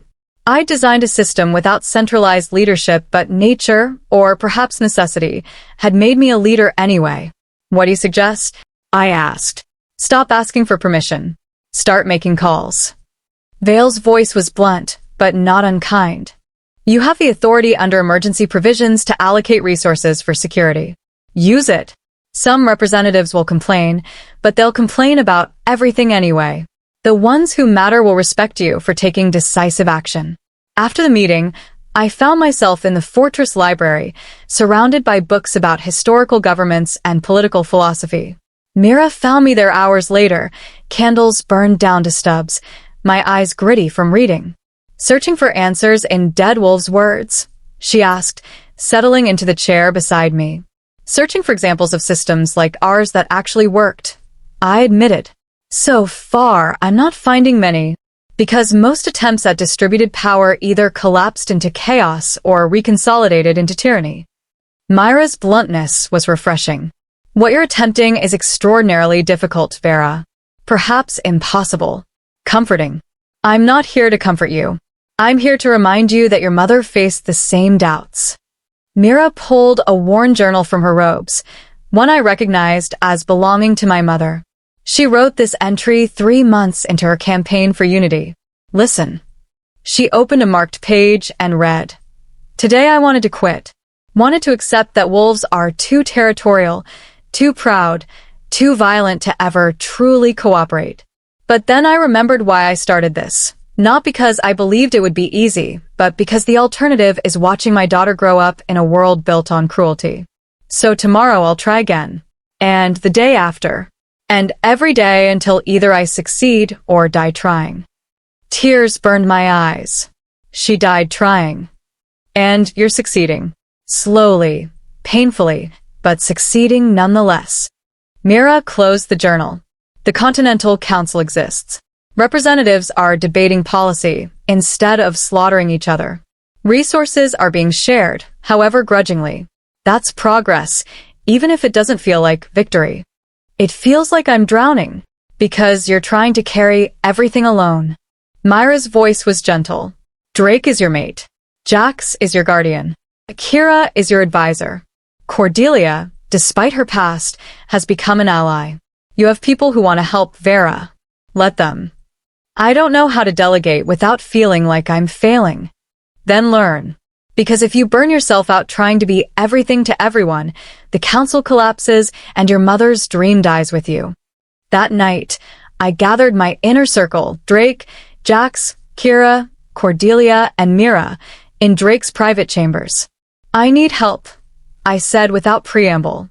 I've been trying to manage everything myself, and it's not working. Vale is right. I'm leading whether I intended to or not. So, I need each of you to take specific responsibilities and run with them. No asking my permission for every decision. No waiting for me to solve every problem. I looked at Drake. Security and enforcement. Work with Vale to establish patrol protocols and response teams. You're a military strategist, use that. To Kira, intelligence gathering. You spent years watching court politics from imprisonment. You understand how power moves in shadows. Build a network of informants so we know about threats before they materialize. To Jax, representative outreach. You knew my mother. You understand her vision better than anyone. Travel to resistant territories and explain what we're actually trying to build. Win hearts, not just votes. To Cordelia, policy development. You've governed Shadowfen for decades. You know how to craft laws that sound idealistic but function practically. Draft proposals that skeptical alphas can actually implement. To Mira, spiritual guidance. The temples still hold enormous influence. If the priestesses support the council, their followers will too. Make that happen. They stared at me, processing. Finally, Drake smiled. Was that so hard? Terrifying, actually. Good, Cordelia said. Leadership should terrify you a little. Keeps you from becoming arrogant. She stood. I'll have policy drafts ready by week's weekend. But Vera? This delegation means you need to trust our judgment even when you disagree. Can you do that? Could I? Letting go of control felt like losing pieces of myself. But Mira was right. I couldn't carry everything. I can try, I said. That's all any of us can do, Jax said, placing a hand on my shoulder. Try, fail, adjust, try again. That's how your mother built her coalition too. One impossible day at a time. Over the next 2 months, the dynamic shifted. My inner circle took their assignments and ran with them, sometimes consulting me, often making decisions independently. Drake established rapid response teams that could deploy to trouble spots within hours. Pack raids dropped by 40%. Kira built an intelligence network that intercepted 2 more assassination attempts before they materialized. We finally had eyes in territories that had been dark to us. Jax traveled to 12 resistant territories, and while he didn't convert everyone, he brought back 5 new representatives willing to give the Council a genuine chance. Cordelia drafted a series of compromise policies that gave skeptical Alphas enough autonomy to feel respected while still maintaining continental cohesion. And Mira convinced the High Priestess's Council to formally endorse the Continental Council, lending spiritual legitimacy that swayed several fence-sitting territories. Progress. Real, measurable progress. But with progress came escalation from our enemies. The attack came during a routine supply transfer. Western Valley was receiving the drought aid we'd approved: grain, preserved meat, emergency supplies to tide them over until their lands recovered. A convoy of 20 wagons, guarded by Continental security forces, making the 3-day journey from Ironwood territory. They never arrived. The massacre site was discovered by a patrol the next morning. All 20 guards died. Supplies burned. And carved into a surviving wagon a message: the old ways will not yield to the new. The strong do not bow to the weak. This is only the beginning. When the news reached the council chamber, the reaction was explosive. This is an act of war. Representative Misha shouted, tears streaming down her face. Western Valley's representative had lost friends in that convoy. 20 wolves were murdered for trying to help my territory. It's terrorism, Drake corrected grimly. Designed to make territories afraid to cooperate. To prove that embracing the council puts you at risk. Then it's working, Rain said coldly. My territory has received 3 threats since voting to participate in aid distribution. Other territories are reconsidering their support. Fear is effective governance, regardless of your idealistic objections. We don't negotiate with terrorists, I said, voice hard as stone. We find who did this and make them face justice. And how do you propose we do that? Rain challenged. They left no witnesses. No identifying marks. Just a message and corpses. Then we use every resource at our disposal, I said. Intelligence networks, magical tracking, interrogation of known anti-council factions. Whatever it takes. That sounds dangerously close to the tyranny you claim to oppose, Rain observed. Suspending civil liberties in the name of security. Where have I heard that before? There's a difference between security and oppression, Drake growled. One protects innocents. The other targets them. A difference you'll blur the moment it becomes convenient, Rain predicted. This council will become exactly what you feared the old system was, authoritarian control hiding behind noble intentions. Then hold us accountable, I said, meeting his gaze. That's the entire point of distributed power. If we overstep, the council votes us down. If we become tyrants, you remove us. That's the difference between this system and the old one, built-in checks rather than hoping individual alphas feel merciful. The debate raged for hours, but eventually, a compromise emerged. The council authorized expanded security measures, but with strict oversight protocols. Every action had to be reported and reviewed. Any abuse of power would result in immediate suspension. It wasn't perfect, but it was something. That night, exhausted and heartsick over the 20 dead guards, I stood on Drake's balcony watching storm clouds gather over the mountains. He joined me, wrapping a blanket around my shoulders. You're thinking about quitting. How did you know? Because I think about it too. Every time we take a step forward and get shoved 3 steps back. Every time someone dies because they believed in what we're building. He turned to face me. But then I remember what the alternative looks like. The old system, built on fear and blood, grinding wolves beneath its heel for centuries. And I realize that what we're building, however flawed, however difficult, is better than that. Is it? 20 wolves are dead, Drake. Because of policies I pushed. Because of aid I approved. That blood is on my hands. No, he said firmly. That blood is on the hands of whoever murdered them. You don't get to take responsibility for other people's evil, Vera. That's not how this works. Then whose responsibility is it to stop them? Ours. Together, using every tool we have. He cupped my face gently. We'll find who did this. We'll make them face justice. And we'll prove that terrorism doesn't win. That's what leaders do. They don't let darkness snuff out hope. I leaned into him, drawing strength from his solid presence. I don't know how my mother did this. How she faced opposition and violence and betrayal every day and still kept fighting. She had people she trusted, just like you do. He kissed my forehead. You're not alone in this, Farah. Stop acting like you are. 3 days later, Kira's intelligence network delivered a breakthrough. She burst into the council chamber mid-session, face flushed with urgency. We found them, the group responsible for the convoy massacre. Every representative snapped to attention. Where? I demanded. Hidden compound in the borderlands. Mercenary pack calling themselves the Old Guard. They've been taking contracts from anti-council factions, 50 confirmed members, possibly more. Who's funding them? Drake asked. Kira hesitated, then met my eyes. Multiple sources. But the largest contributor is Alpha Reign's territory treasury. Silence crashed over the chamber. Rain stood slowly, face carefully neutral. That's a serious accusation.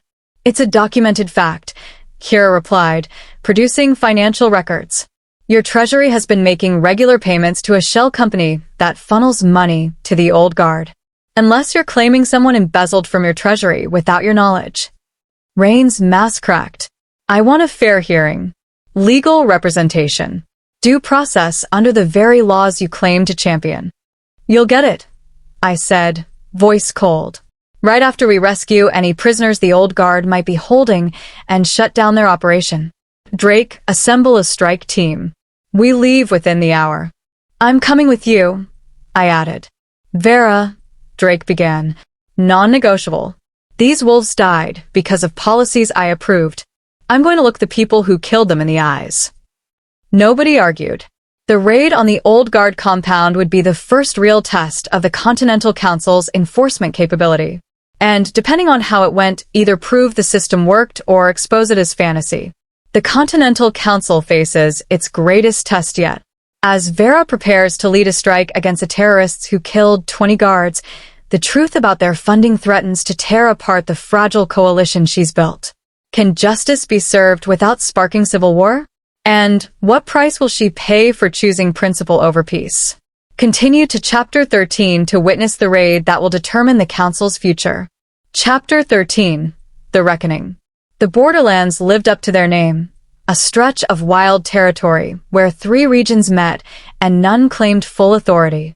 Rocky hills dotted with twisted trees, ravines that could hide an army, and caves that ran so deep some said they touched the underworld itself. Perfect for mercenaries who wanted to disappear. Our strike force numbered 40, elite warriors from 5 different territories, all volunteers who believed in what the Continental Council represented. Drake commanded the operation with the tactical precision that had made him legendary. Jax led the advanced scouts. And I rode near the center, armor specially crafted to allow quick shifting, my mother's blade at my hip. Target compound is 2 miles ahead, Kira reported from her position with the scouts. She'd insisted on coming despite having no combat training, arguing that her intelligence made her essential. She'd been right. Her network had provided detailed layouts of the compound, guard rotations, even the location of prisoners. Because there were prisoners, 12 wolves who'd spoken out against the Old Guard's methods had been taken. If we failed tonight, they'd be executed as examples. Radio silence from here, Drake ordered, his voice carried by the communication crystals each team leader wore. We move on foot. Shift only if necessary. The element of surprise is critical. We dismounted and began the careful approach through the hills. The moon was dark tonight. Mira had checked the lunar calendar specifically for this raid. Less light meant better cover, even if it made my heart pound harder. The compound appeared suddenly as we crested a ridge, a cluster of reinforced buildings surrounded by wooden palisades, watchtowers at each corner, and guards patrolling with military precision. This wasn't some ragtag group of rogues. This was organized, trained, and dangerous. Drake's hand signals divided us into 4 groups. North, south, east, west. Simultaneous breach from all sides to prevent escape and divide their forces. I was with Drake's eastern team. Jax led the western. Akira remained at the rally point with the reserves. We crept closer. 50 yards. 40. 30. A guard on the eastern watchtower suddenly stiffened, nostrils flaring. He'd caught our scent. Now. Drake roared. All 4 teams attacked simultaneously.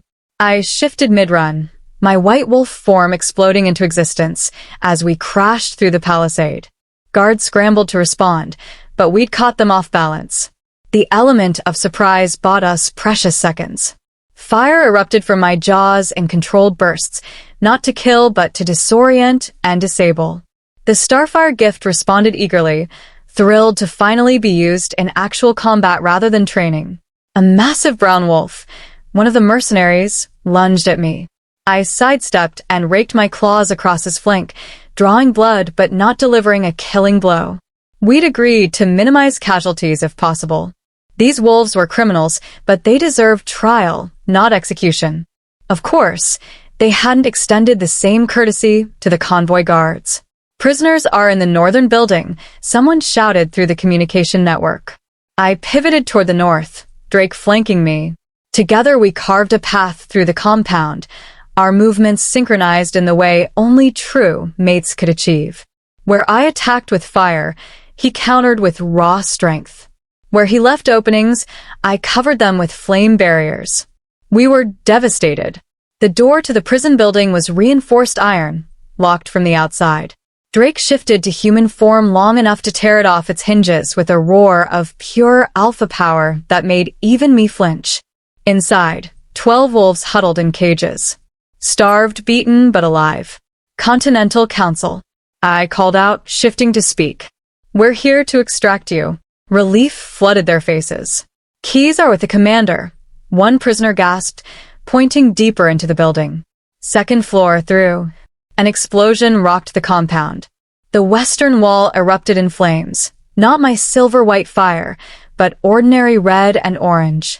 Someone had set charges. It's a trap. Jax's voice crackled through the communication crystal. They're trying to collapse the compound with us inside. Drake's eyes met mine. We had seconds to decide, flee and abandon the prisoners, or stay and risk being buried alive. Get those cages open, I commanded, fire gathering in my palms. I'll buy us time. Vera. Trust me. I ran toward the source of the explosion, shifting back to wolf form. The building was old wood and stone, highly flammable. The fires were spreading fast, consuming everything. Unless I could convince them not to. I'd never tried this before. Mira had told me it was possible, that true Starfire Alphas could speak to fire itself, negotiate with it like a living thing. But theory and practice were very different when buildings were collapsing around you. I planted myself in the center of the inferno and reached out with my gift. Not like this, I projected toward the flames. Not consuming innocence. Not serving destruction. The fire roared, wild and hungry, wanting to burn everything. But you serve me, I insisted, pouring every ounce of will into the command. I am Starfire. I am your alpha. And I say, stop. For a terrifying moment, nothing happened. The flames grew higher, hotter, indifferent to my pleading. Then, slowly, impossibly, they began to recede. Not extinguished. I wasn't trying to kill them. Just redirected. Pulled away from the building's supports. Concentrated in areas that wouldn't cause collapse. Contained within boundaries I set. The fire obeyed. Sweat poured down my fur. My muscles trembled with the effort of maintaining control. But I held on, keeping the flames at bay while Drake and the others evacuated the prisoners. Clear. Drake's voice finally shouted. Vera, get out. I released my hold on the fire and ran. The building collapsed behind me in a shower of sparks and smoke, but everyone was out. 12 prisoners, 40 strike force members, all accounted for. The old guard mercenaries who'd survived the initial assault were being rounded up and bound. We'd captured 37. The rest had escaped into the hills, but Kira's scouts were tracking them. In the center of the compound, kneeling with his hands bound, was the old guard's commander, a grizzled wolf named Torvin with cold eyes and no remorse. "You think you've won?" he spat as Drake hauled him to his feet. "Do you think capturing us changes anything? The old order will return. It always does. Systems like yours don't survive contact with reality." "Then you'll have plenty of time to watch us prove you wrong," I said, shifting back to human form. Someone handed me a cloak. From a cell. "I want a lawyer. I want due process. I want all the pretty rights your precious Continental Council promises." Torvin's smile was vicious. "Let's see if you actually honor them when it's inconvenient." He was right to challenge us. This was the moment that mattered, not the military victory, but what we did with it. "You'll get a fair trial," Drake said. "Transparent. Public. With legal representation. That's the difference between us and the system you're trying to restore. We'll see how fair you feel when I expose everyone who funded us," Torvin replied. "Think your coalition survives that revelation?" My blood chilled. "What do you mean? You think Rain was our only patron?" Torvin laughed. "Half the representatives on your precious council have been paying us to destabilize the transition. They voted yes in public while funding resistance in private. When that comes out, your entire system collapses." Drake's expression turned to stone. "You're lying." "Am I? Guess you'll find out at trial. Since you're so committed to transparency and truth." Torvin's eyes found mine. "Hope you're ready for what honesty costs, Starfire heir. Because it's going to destroy you." The journey back to Crimson Peak took 3 days. We moved slowly, guarded by the prisoners and the wounded. The 12 rescued wolves were in rough shape. They'd been tortured for information about council operations, their captors trying to identify weaknesses. One of them, a young woman named Senna, sought me out on the second night. "Thank you," she said quietly, settling beside my campfire. "For coming for us. We thought we'd been forgotten." "The council doesn't abandon its people," I said, though the words felt hollow given Torvin's accusations. "Some of us weren't sure the council was real," Senna admitted. "We'd heard speeches about unity and cooperation, but we also heard whispers that it was all theater. That the same wolves who'd always held power were just rebranding their control. Seeing you actually risk a raid to save prisoners, that matters. That's proof." Her words should have comforted me. Instead, they highlighted how fragile everything was. One wrong move, one exposed corruption, and the faith wolves like Senna had placed in us would shatter. When we finally reached Crimson Peak, the fortress was in chaos. News of the raid had spread. Some representatives were celebrating the old guard's capture. Others were panicking about Torvin's promised revelations. And Alpha Rain had vanished, fled during our absence, leaving his territory in political turmoil. "He knew," Cordelia said when we convened the inner circle. "He knew Torvin would talk, so he ran rather than face judgment." "That's an admission of guilt," Jax pointed out. "Yes, but it also means we can't question him. I can't determine the full extent of his involvement." Cordelia looked at the financial records spread across the table. And according to these preliminary audits, Rain was telling the truth. Multiple council representatives have been making suspicious payments that could link to the old guard. "How many?" I asked, dreading the answer. "At least 15. Possibly more." 15. Out of 147 representatives, that was roughly 10%. Not a majority, but enough to cripple the council's credibility if exposed. "We have to tell everyone," I said. "Full transparency." That was the promise we made. "That promise might kill the council before it's even fully established," Drake warned. "If wolves learned that a tenth of their representatives were secretly funding terrorism while publicly supporting cooperation, then they'll demand those representatives face justice. Which is exactly what should happen." I stood, decision made. We call an emergency session. We present everything we've found. We let Torvin testify. And we let the council decide how to proceed. "Vera," Mira began. "No more secrets. No more hidden agendas. That's what destroyed the old system." I met each of their eyes in turn. We either commit to transparency even when it hurts, or we become exactly what we fought against. Kira spoke up quietly. She's right. If we hide this, someone else will expose it eventually. Better we control the narrative. The emergency session was called for the following morning. Every representative was summoned. Guards were doubled. We expected violence, possibly even an assassination attempt. The council chamber filled to capacity, tension so thick it was hard to breathe. I stood in the center, not in my assigned seat, but in the speaker's circle where anyone addressing the full council must stand exposed and vulnerable.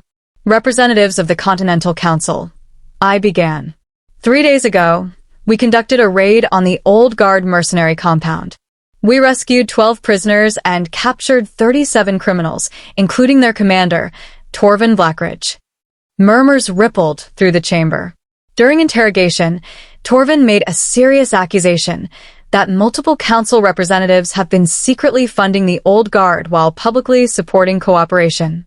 This morning, we'll present evidence, hear testimony, and determine the truth.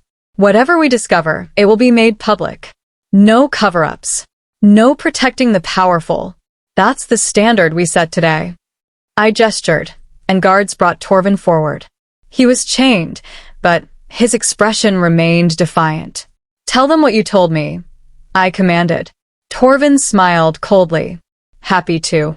Over the past 4 months, the Old Guard received funding from 17 different sources within the Continental Council. Some payments were direct. Others came through shell companies.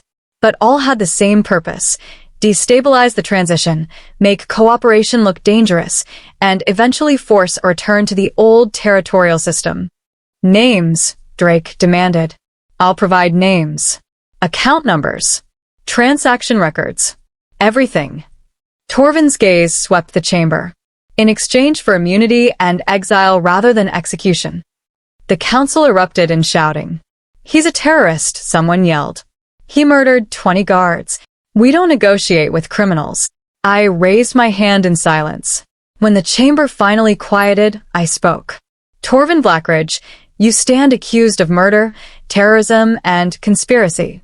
The evidence against you is overwhelming. Normally, these crimes carry sentences ranging from life imprisonment to execution, depending on jurisdiction. But you want my information more than my head, Torvin said. We want justice, I corrected, which includes accountability for everyone involved in these crimes, including those who funded them. If your testimony helps us achieve that, the council will consider reduced sentencing. But immunity? Exile? No. You face consequences for your actions. That's non-negotiable. Torvin's smile faded. Then I don't talk. Then you face the full weight of justice, and we investigate your financiers the hard way. It'll take longer, but we'll get there. I stepped closer. You're not holding cards here, Torvin. You're holding a losing hand and hoping we don't call your bluff. So decide, cooperate and receive fair consideration, or stay silent and face maximum punishment. For a long moment, he just stared at me. Then slowly, he nodded. Fine. I'll cooperate. But when this council tears itself apart over what I reveal, remember, you chose truth over stability. Every time, I replied. What followed was the most brutal 4 hours of testimony I'd ever witnessed. Torvin named names, produced evidence, detailed payments. Some of the accused immediately confessed, clearly relieved to finally be exposed. Others denied everything despite overwhelming proof. A few tried to flee and were arrested on the spot. By the end, 17 representatives stood accused of funding terrorism. 17 wolves who'd voted for the Continental Council while secretly paying to destroy it. The chamber was in shock. What happens now? Representative Misha asked, her voice shaking. How do we trust anyone after this? I didn't have a good answer. So, I gave the honest one. We investigate. We hold trials. We let justice determine consequences. And we remember that 17 corrupt representatives doesn't invalidate the 130 who served with integrity. I looked around the chamber. This hurts. This is betrayal at the deepest level. But it's also proof that our system works. We discovered corruption. We're exposing it. We're holding even powerful wolves accountable. That never happened under the old order. Small comfort when the system feels like it's collapsing, someone muttered. It's not collapsing, Drake said, standing. It's being tested, and we're proving it can handle that test. Yes, we have traitors in our ranks. Yes, we have wolves who play both sides. But we also have a majority who believed in cooperation enough to vote for it honestly.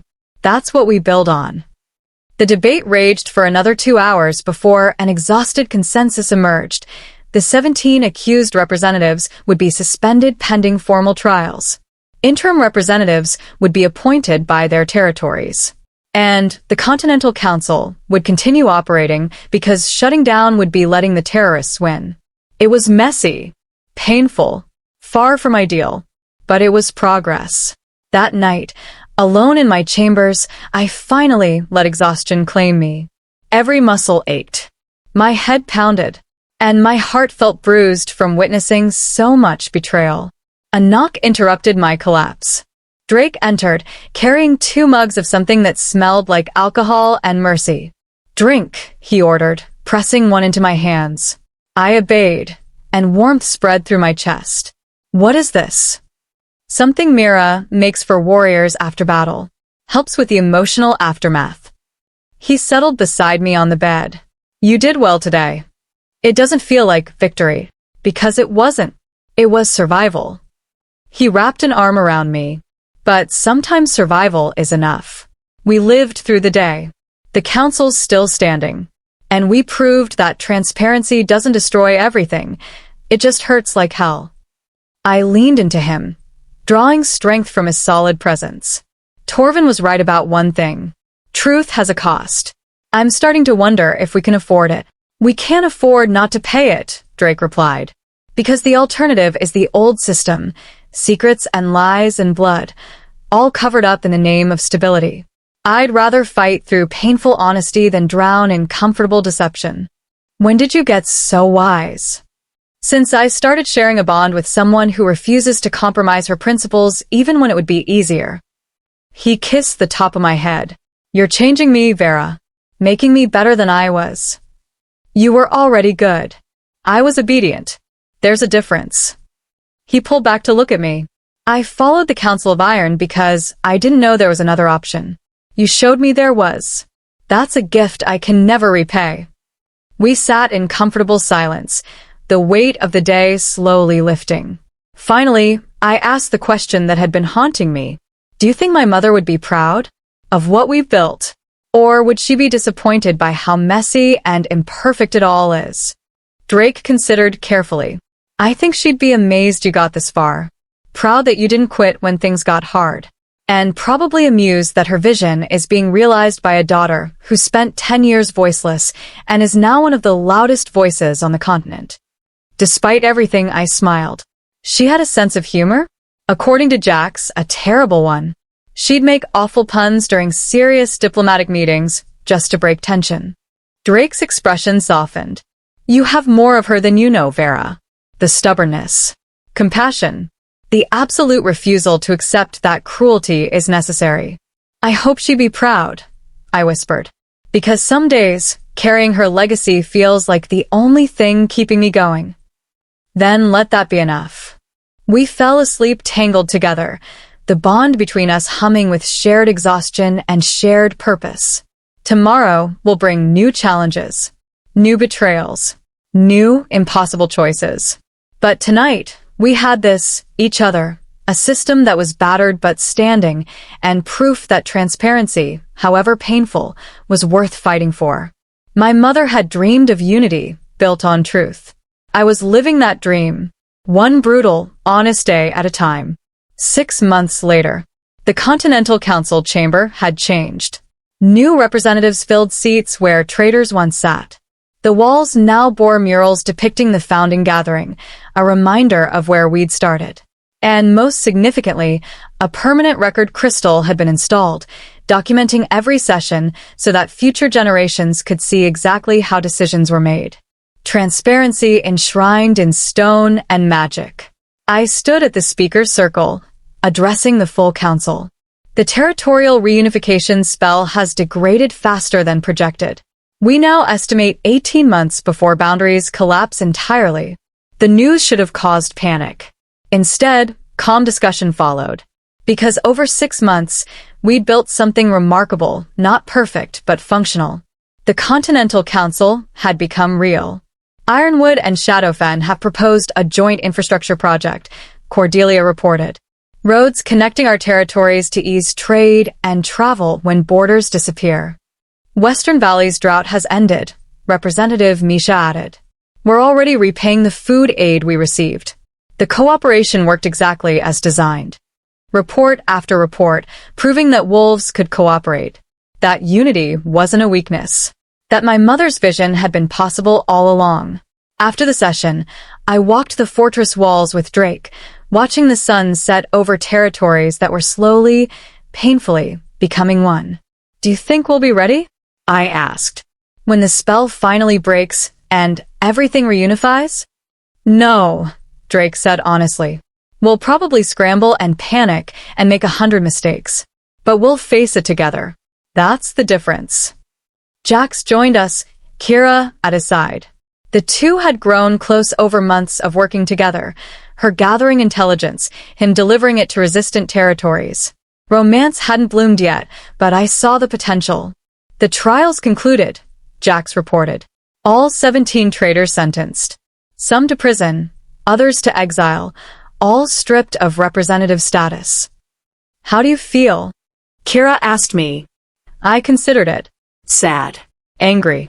But also hopeful. Because we caught them. We held them accountable. The system worked. It worked because you refused to let it fail, Mira said, appearing from the shadows in her unsettling way. Your mother would be insufferably proud. You think. I know. She handed me a letter. Old. Weathered. Sealed with the Starfire crest. Your mother wrote this the week before she died. She asked me to give it to you when you'd proven yourself ready to lead. I think that time is now. With trembling hands, I broke the seal and read. My darling Vera, if you're reading this, I'm gone. And if Mira judged correctly, you've awakened your power and begun the work I couldn't finish. I'm sorry I won't be there to guide you. Sorry you'll face opposition and violence and betrayal. Sorry you'll carry burdens too heavy for one person. But I'm not sorry I started this fight. And I'm not sorry you're continuing it. The territories are broken, my love. Built on old wounds and older fears. They need someone brave enough to imagine something different. Someone stubborn enough to fight for it even when it seems impossible. That someone is you. You'll doubt yourself. You'll want to quit. You'll wonder if the cost is too high. But remember, every wolf lives under a system that values cooperation over cruelty, that chooses transparency over hidden violence, that believes in justice rather than power. Those wolves exist because you refuse to accept the world as it was. That's leadership. Not being perfect. Not having all the answers. Just showing up every day and trying to leave things better than you found them. I love you. I'm proud of you. And I'll be watching from wherever fallen wolves go, cheering every impossible victory. Your mother, Lioness Starfire. Tears streamed down my face as I finished reading. Drake pulled me close, and through our bond one felt his own emotion, pride, love, shared grief for a woman neither of us had really known.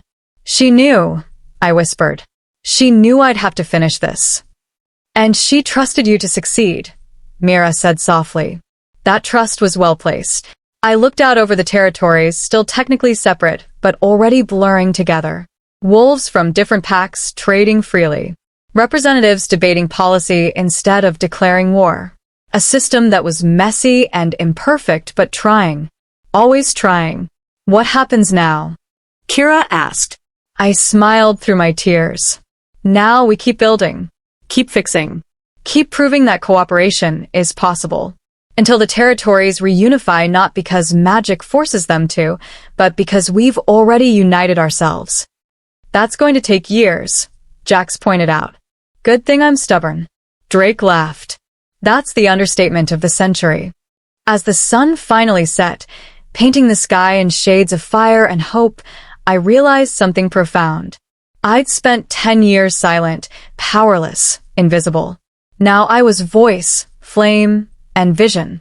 My mother had dreamed of unity. I was living that dream. And I wasn't finished yet. The end. Vera Starfire has transformed from a voiceless servant to the architect of a new world order. The Continental Council stands, battered but unbroken.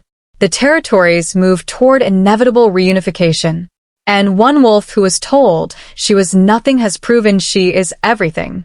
Thank you for joining us on this journey through fire, blood, and the courage to imagine something better. From Wolf Heart Tales.